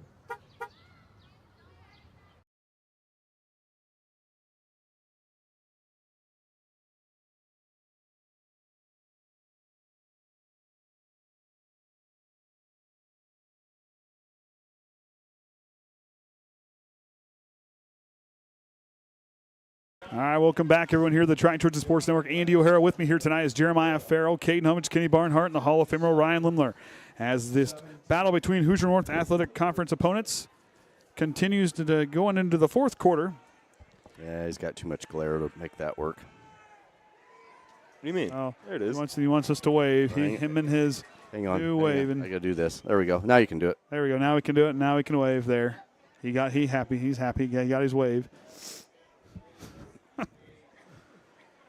2nd down and 9 from their own 29, or from the North Judson 29-yard line for Shively.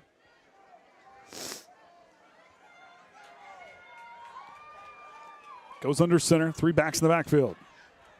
Right to Cohen Hensley, and here comes Kozakar, and he brings him down. 3rd down coming up, big tackle for Kozakar. If you're trying, you can't get complacent. It's only a 27-point game. I mean, we've seen how fast Triton can score on one play, deep balls. Judson can easily turn around and do the same thing.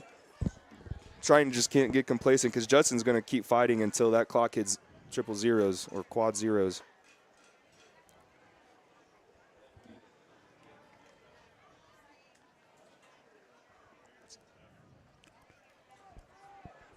So 3rd down and 8. Triton 3 of 7 coming into this attempt.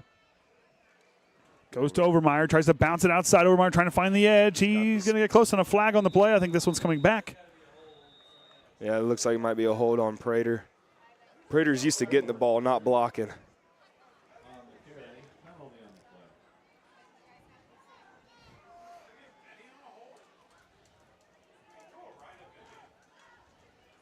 So hold on the Trojans. It's their second penalty of the night. I think that's the first penalty this game that's happened during the play. Yes, it is. Because all the other ones have been false starts.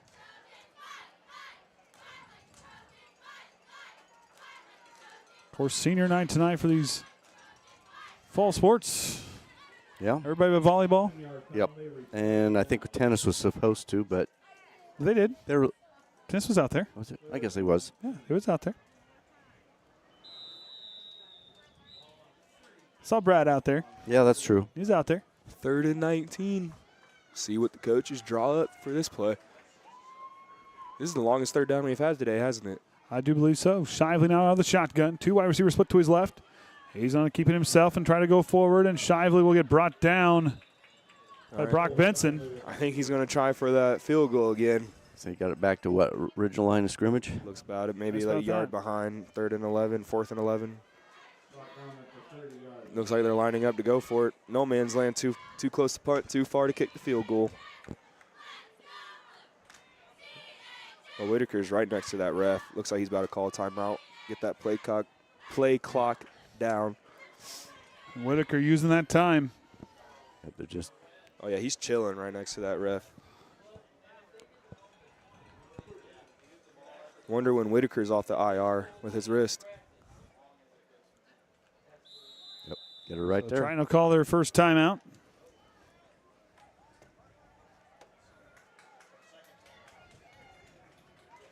Timeout, Trojans.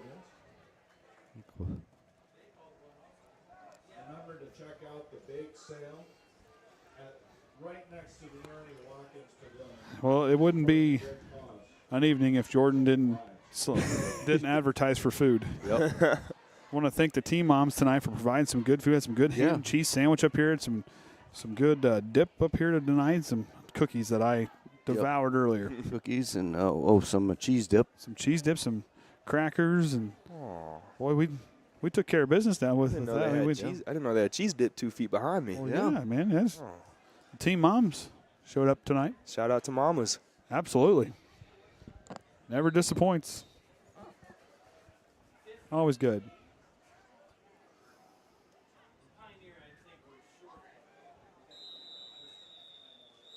Looks like they're lining up to go for it. 4th and 11. Shivey out of the shotgun. Going to keep the quarterback keeper to the left. Shivey's going to might be close. He might have it. And another Triton, I believe. Our First official's giving it down. to him. Yep. He loves to cut it inside. We'll do that because he come pretty good shot right over our side here. I mean, you look like here it's just a run to the left side. He's got blockers in front of him. He just needs to follow Overmeyer more, get his hand behind him to tell him to go. Because if he gets behind Overmeyer, there's not many people over there on that outside. He just loves cutting it in to people, especially with Judson's amazing backside pursuit. You're not going to get much cutting it inside. And both these teams, after that one, they were both teams with 12 first downs on the evening. 10 minutes to go in the ball game. Triton 1st and 10 from the North Judson 18. Barely got the play off. They get to Hensley and the front line standing tall again. Short gain, and we got a flag on the play. Couldn't exactly see what happened. That's a personal foul against somebody down there. We're not sure who. You can kind of tell throughout the game from both sides there's been a little jibber-jabber, a little talk. Personal foul against North Judson. Against the Blue Jays. That's a killer right there if you're Judson's defense. You've been letting Triton drive this whole game, not this whole game, this whole drive right here, and you just get a personal foul inside the red zone. That's a killer.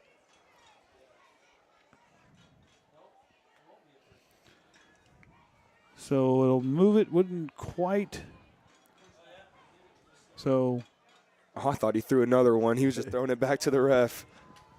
So 1st down and goal to go. I was about to say, that's the latest flag I've ever seen. I don't know. I've seen a couple. Got to remember, Bill Romanowski played for the Broncos. Yeah, that is fair. Oh, they needed him last Sunday. They need about. Steve Atwater. They need all but one. They need all but one. Can't get rid of PS2 yet. Hey, that's my guy. There's always the Bears. They're going to end in a tie. Mark my words. It's going to end in a tie on Sunday. They probably will. Shively going to try to roll the outside. The senior cuts back in, and Shively's got a Triton touchdown from 8 yards away. All senior skilled positions have gotten into the end zone tonight. Shively, Hensley, and May 3 times. Just a little fake action, play action belly, just cuts it, gets in there.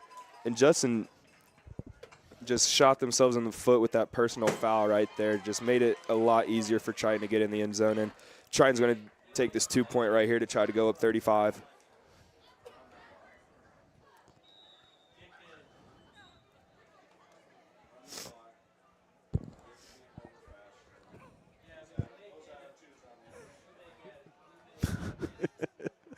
I'll tell you, the stuff we hear across the table.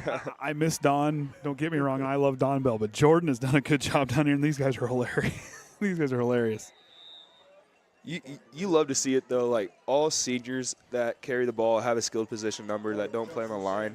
All of them got into the end zone tonight, with May for 3 touchdowns, Hensley with 1, and then Shabby with that last rushing touchdown right there.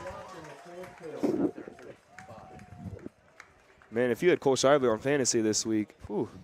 Boys, Cole Shively tonight, 259 yards through the air, 105 yards on the ground, and the total yards for the Trojans tonight, 393 after that 6-play, 29-yard touchdown drive. As the North Judson student section. Yep, they traveled fairly decent. They traveled well up here to North Judson here tonight. And, and for North Judson, it hasn't quite gone your way tonight, but this is a group that's very tough. I mean, you look at the games they've won, the games they've been in. This is a good football team. With wins against Winnemac, South Central, and Caston and Culver. And they had a barn burner there against Culver County, but this team only lost by 4 to Knox, who is dominating in the Pioneer game. As we just heard, I heard 58 points put up by the Knox Redskins here tonight. Yeah, I mean, that's the thing with the HNAC. So Eastside might be limping a little bit on the sideline. Stretching it out. Been playing too hard. Pulled a muscle. Well, knock on wood on that. And these boys have the seniors. This game meant a lot to them here tonight. Want to finish strong on their home field. Triton student section came out tonight too. Shively line drive kick. Wilcox back deep. Let's go over his head and out to the end zone. And the Blue Jays offense will come out with 9:22 left to go in the ball game, and they'll start from their own 20.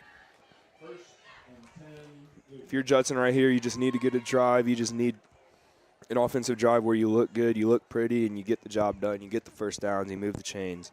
Big boys up front get it done. And my bad, I thought it looked like Judson was bringing out their backups, but never mind. So the Blue Jays next week will be hosting their final home game against LaVille. They'll be at Pioneer to round out the season. Triton, 2 games on the road to finish out their regular season campaign. The draw, I believe, is next weekend. What's that? Sectional draw is that next weekend? It is next weekend now. And Brock Benson, the big man. Him and Shively go toe-to-toe, and Shively brings him down, but a good run by Brock Benson. Big run right there by Benson.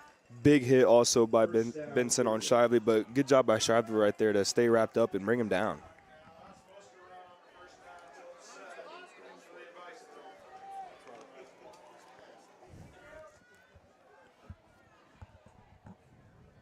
So Benson on that carry.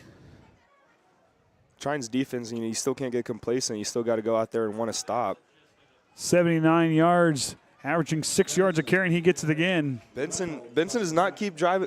Benson never stops driving them legs. I mean, you saw right there, he was wrapped up almost horizontal to the floor or the ground, and he still kept driving them legs, getting them knees up.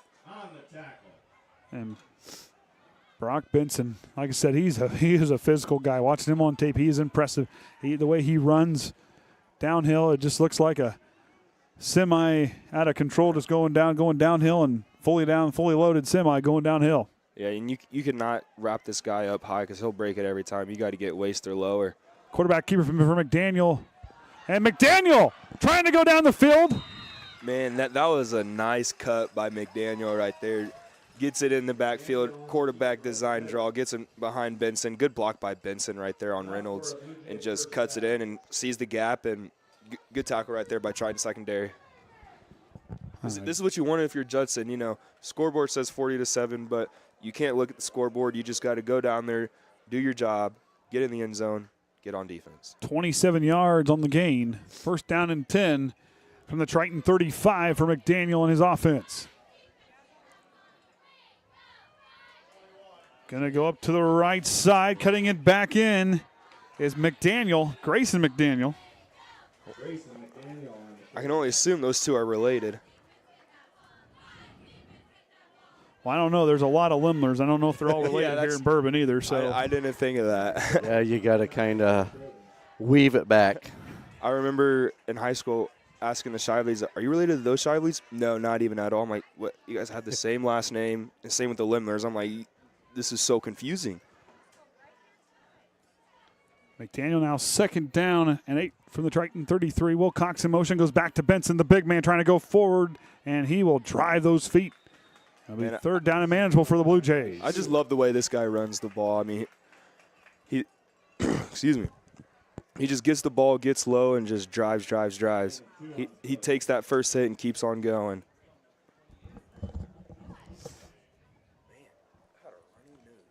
7 minutes to go in the ball game. Good camera work today, Caden. Third down and 3. He's been practicing.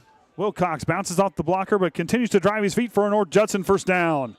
Good job by him. Patient, bounced off of his blocker, but then got himself reestablished, and still hit that corner. Hit that corner there hard. Yeah, it's almost like Madden when you do a run up the middle and you hit the backside of your lineman, but this is real life, so he just bounced off of him and got a good gain off of that for the first down. Wilcox, an impressive athlete for this Blue Jay team. Judson's got amazing athletes on the field. It's just Triton just played a little bit harder today. You know, both teams played extremely hard, but Triton made those plays when they needed to. And it just sometimes this Triton defense has really showed up to play hard here tonight. Flying to the ball. McDaniel, for being a sophomore, he runs like he's been doing this for a while. Like he runs like he's Cole Shively, and he's going to be someone you're going to have to look out for the next 2 years. You know, McDaniel's going to be a very impressive quarterback in this Hoosier North, a guy who's, like I said, I mean, I was watching him in warm-ups and watching him on tape. This guy has a good, nice, tight release. He gets a good ball thrown. Give him some time, get him some more of that confidence. This is going to be this is going to be one of the top names you're going to hear in conference play here going forward. Oh yeah, 1,000%. I could see it all. You can just see the potential on this field that he's showing tonight. Second down and 4 from the Triton 16. Goes to Benson. Benson should have a first down and more as he continues to drive, like I told you. He does not stop. Well, they know it was Triton got that touchdown by not stopping. You know, just kept driving and driving. So, hey, if we can keep moving. Hey, it's the NFL. It's a copycat league. If it's working for one team, let's see if it works for us. This will be the 9th play of the drive here for the Blue Jays. Ball's at the 6-yard line, first and goal, Blue Jays. McDaniel going to keep it, and a false start. On the Blue Jays will move him back. Grayson McDaniel with the false start. Just jumped that little bit too early. You can kind of see his flinchness set up as the wing back. That'll be their fourth penalty. On the 10-yard line, Blue Jays. Not a lot of penalties this game. Pretty clean game. Just kind of towards the end, just both teams just getting antsy, wanting to go, false starts.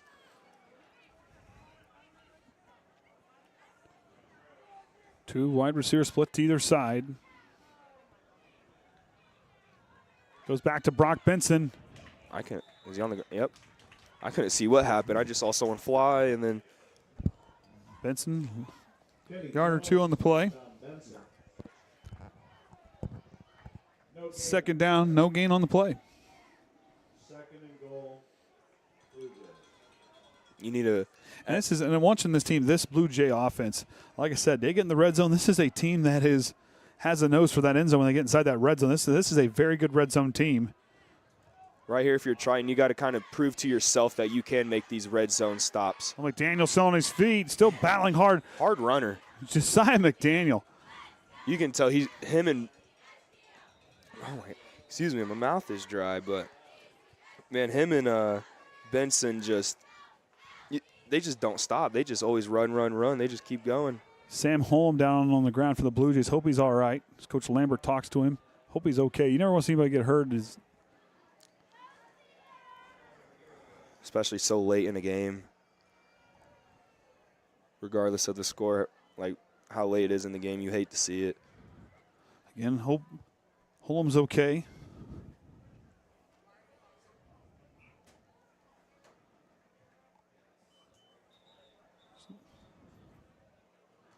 As they're trying to get further off the field. Both teams get this little break here. It's Coach Whitaker talking to his group here on the sideline.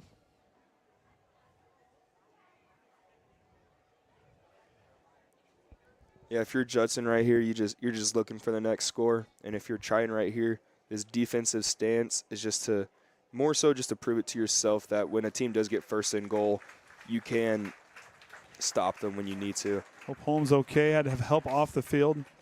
You hate to see that. He's not putting any weight on that leg. You know, the senior here, hope he's all right. Pray he's ready for next week. You hate to go down as a senior, especially too. Hopefully he just tweaked it the wrong way and he's good to go by Monday for practice. Both teams with over 300 yards of total offense here tonight. 16 first downs for the Blue Jays. Both teams with 3 third down conversions. Both teams pretty even that time of possession. Triton started to have some sustaining drives. North Judson 20 and a half minutes of total possession time thus far. Triton with a little over 18 minutes of possession time. Third down and goal to go for the Blue Jays.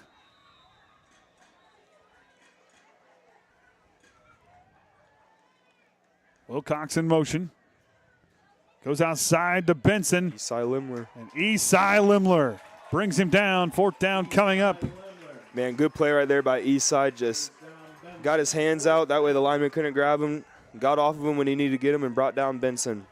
Now it's fourth down. Triton needs this stop just for their confidence for themselves going into next week against a very good Knox team. And Esai Limler, 8 tackles on the night to him. Colton Reynolds, double-digit tackles, 11 on the night for him. And that was the first tackle for loss for Esai Limler here tonight. Dante Workman's got 2 tackles behind the line of scrimmage here tonight. McDaniel will kind of go a little bit more in the pistol here. Trying to get time. He's going to throw it here to the near side, and the pass is dropped. Couldn't tell who was on defense right there. Quintana, or I don't know if it was Wesher? I think it was Quintana. I thought it was Quintana. Ryan got it for us. Noah Radke, the intended receiver. It's kind of coming from the left side of your screen right there, slant. Good play by Quintana right there. I mean, the receiver was in front of him, and Quintana got that hand in and forced the incompletion. First down, Trojans. So Triton will start. Not a lot of real estate down here on this side.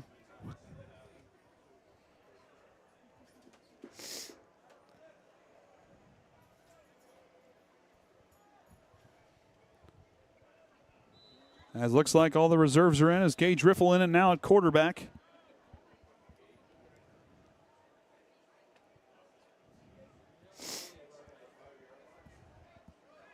As Cole Shively has had himself a night.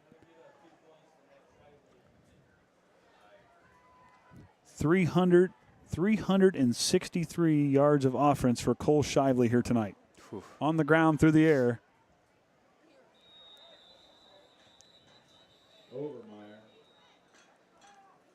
Just Triton right here is just trying to do their best to go run down the clock and get this game done with, up 40-7.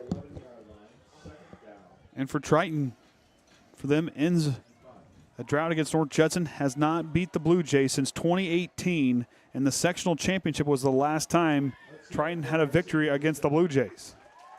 Whew, that seemed like a long time ago. And Triton With the clock continuing to roll, we'll improve to 5-2 on the season. We 4-1 and Hoosier North plays. They will go to the conference leading Knox Redskins next week. As Cohen Hensley with the carry.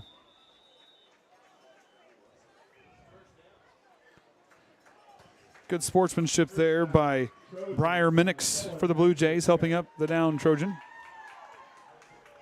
You know, these two guys, I mean, these two teams, you know, like I said, you see a little bit of that, you know, that the two teams like playing hard against one another. As you're going in the game now, will be number 78, Braden Flores. And the upperclassmen are cheering on as we got a Trojan player with a cramp here on the near side.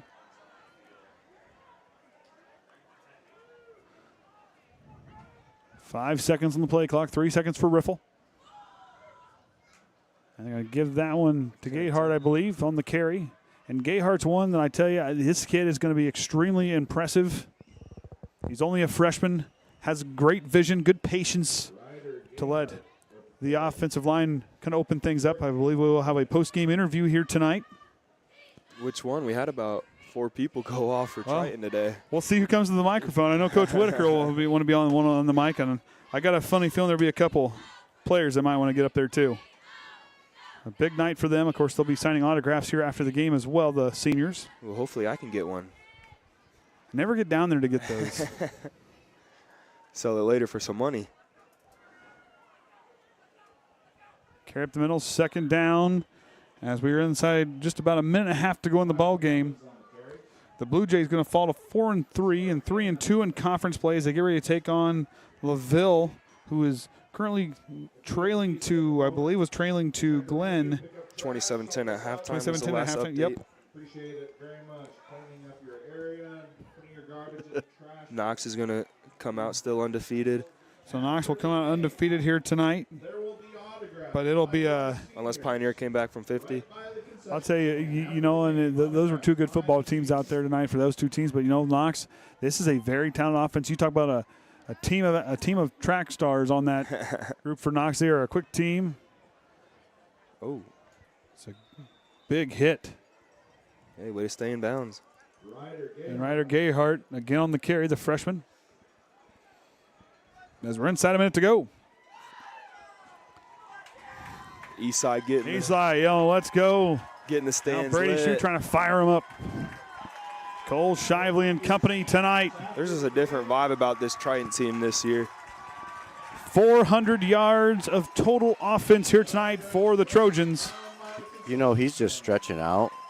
He's just getting the crowd fired up. Oh, yeah. Just keeping them legs moving. Well, I am going to get stuff ready to go down onto the field as this final play is going to get close here. I think they got to punt it, and then Judson's got to run a play. They're going to take a timeout so they'll get a chance to get the microphones all hooked up and things move tonight. I want to thank Brandon Haynes for pushing the stats over to us tonight.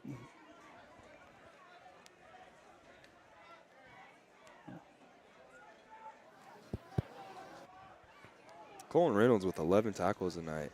I'll tell you, Colton Reynolds, I mean, this group here, you look at these guys and how they've competed. They, you know, last week had a tough game against Pioneer. Those two teams were battling. And tonight, the yards through the air with 3 touchdowns going through the air tonight. I mean, 4 touchdowns, through the air tonight. What a night for this Trojan offense. So that 4 touchdowns through the air, 2 on the ground. Normally it's supposed to be the opposite way for Triton. You like to see that, though. That way you know if they need to throw the ball, they can. So let's punt Javen May out there. He's got a leg.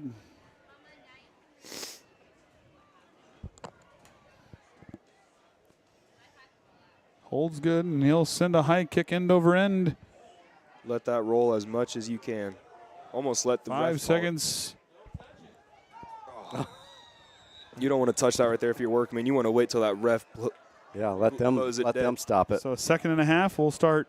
So we'll have post-game interviews, and I'll go down there and start working on that. That ref over there was looking at the clock, waiting to blow the whistle, waiting for it to hit 0. I saw him peeking at the clock and the ball. So one more play to be ran off, and I'll start heading down to the field. So we'll be back in just a little bit for post-game interviews right after this play.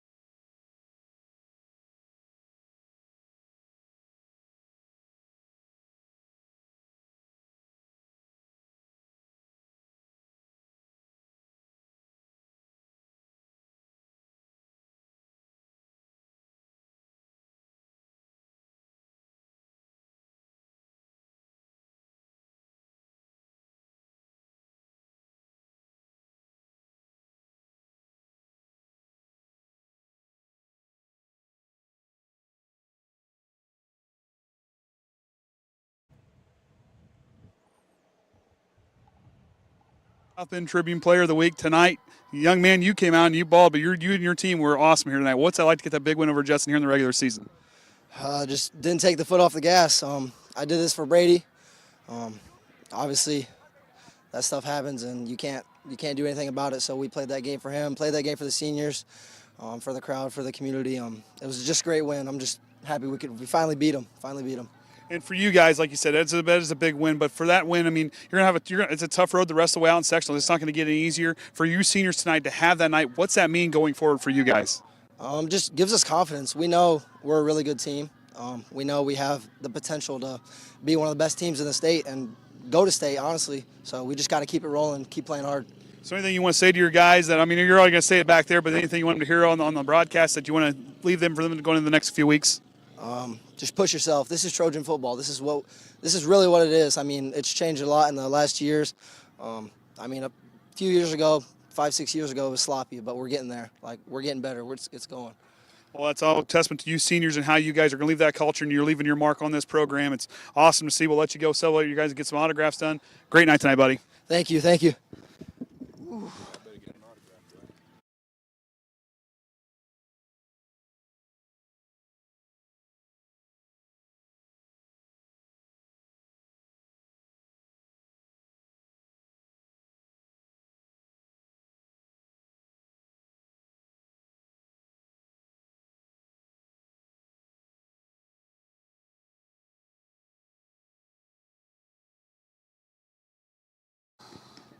All right, now we got Coach Whitaker. Coach, for these guys coming in tonight, this is a big win for this group. But for these seniors tonight, what was it like leading up to this game for that group? We kept preaching all week. Number one, we got to bring it with physicality and effort and to play for our seniors. I mean, I love this senior group. They've given so much to this program and this culture that we've created. And we knew tonight was extremely important to set ourselves up for a chance for a championship next week. And these guys here, you're talk about that group next week. What we learned earlier tonight, Knoxville was up 50-plus points on Pioneer in that game. They're a tough group. There's a lot of athletes. It's like wanting to watch the Miami Dolphins. There's track stars all over the place. How do you guys have to contain that group going into next week? Well, it's all about physicality first off because we know Knox is going to be physical. I mean, every year they bring it. So that's one thing we got to preach. And effort and obviously filling our fundamentals, our techniques, and understanding our keys.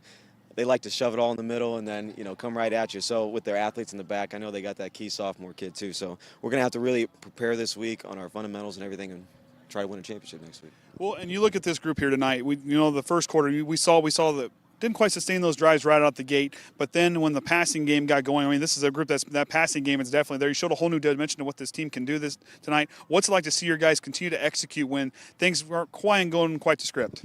Well, I love that we just continue to battle. Whatever I ask of them, they tend to execute, which is what we've been practicing, what we've been working on. So I just love that when something's not working, we can stay balanced enough to go to what we need to go to. And your guys, like I said, last week had a tough battle against Pioneer tonight. What's these last few weeks kind of teaching these guys going into these final push before sectional play? Well, we told them last week that we turned the page on the program. Beating Pioneer again for the third straight time, that's such a great program over there. And obviously all the injuries and stuff that we had, just to battle through that was great. And so I'm just so proud of this team, and I just can't explain how proud I am of them. Well, and for you, I want to talk about your program and how these seniors and how they've been a big part of this culture going down. You had numerous junior football players out there. What's it like as a head coach to start your first season and your program's already got a big turnout with a bunch of kids? I mean, that's the key. If you want longevity, if you want to be successful, you've got to get into the youth and junior high. That's what the Hall of Famer Bill Sharp taught me. You've got to get down to the lower levels. And so I went and seen them last night, talked to them a little bit. I love those kids. We got great numbers down there. And so getting all on the same page, understand that they're part of a program, right? This is a football program now. And so I love seeing them out here, and I love to recognize them. Well, Coach, appreciate it. I'll let you get out of here, but congrats on the win. Good luck next week. Triton wins here tonight, 40-7. I'm Andrew. Here with me tonight was Caden Hummage, Kenny Barnhart, and the Hall of Famer Ryan Limler. Until next time, remember the Trojan way.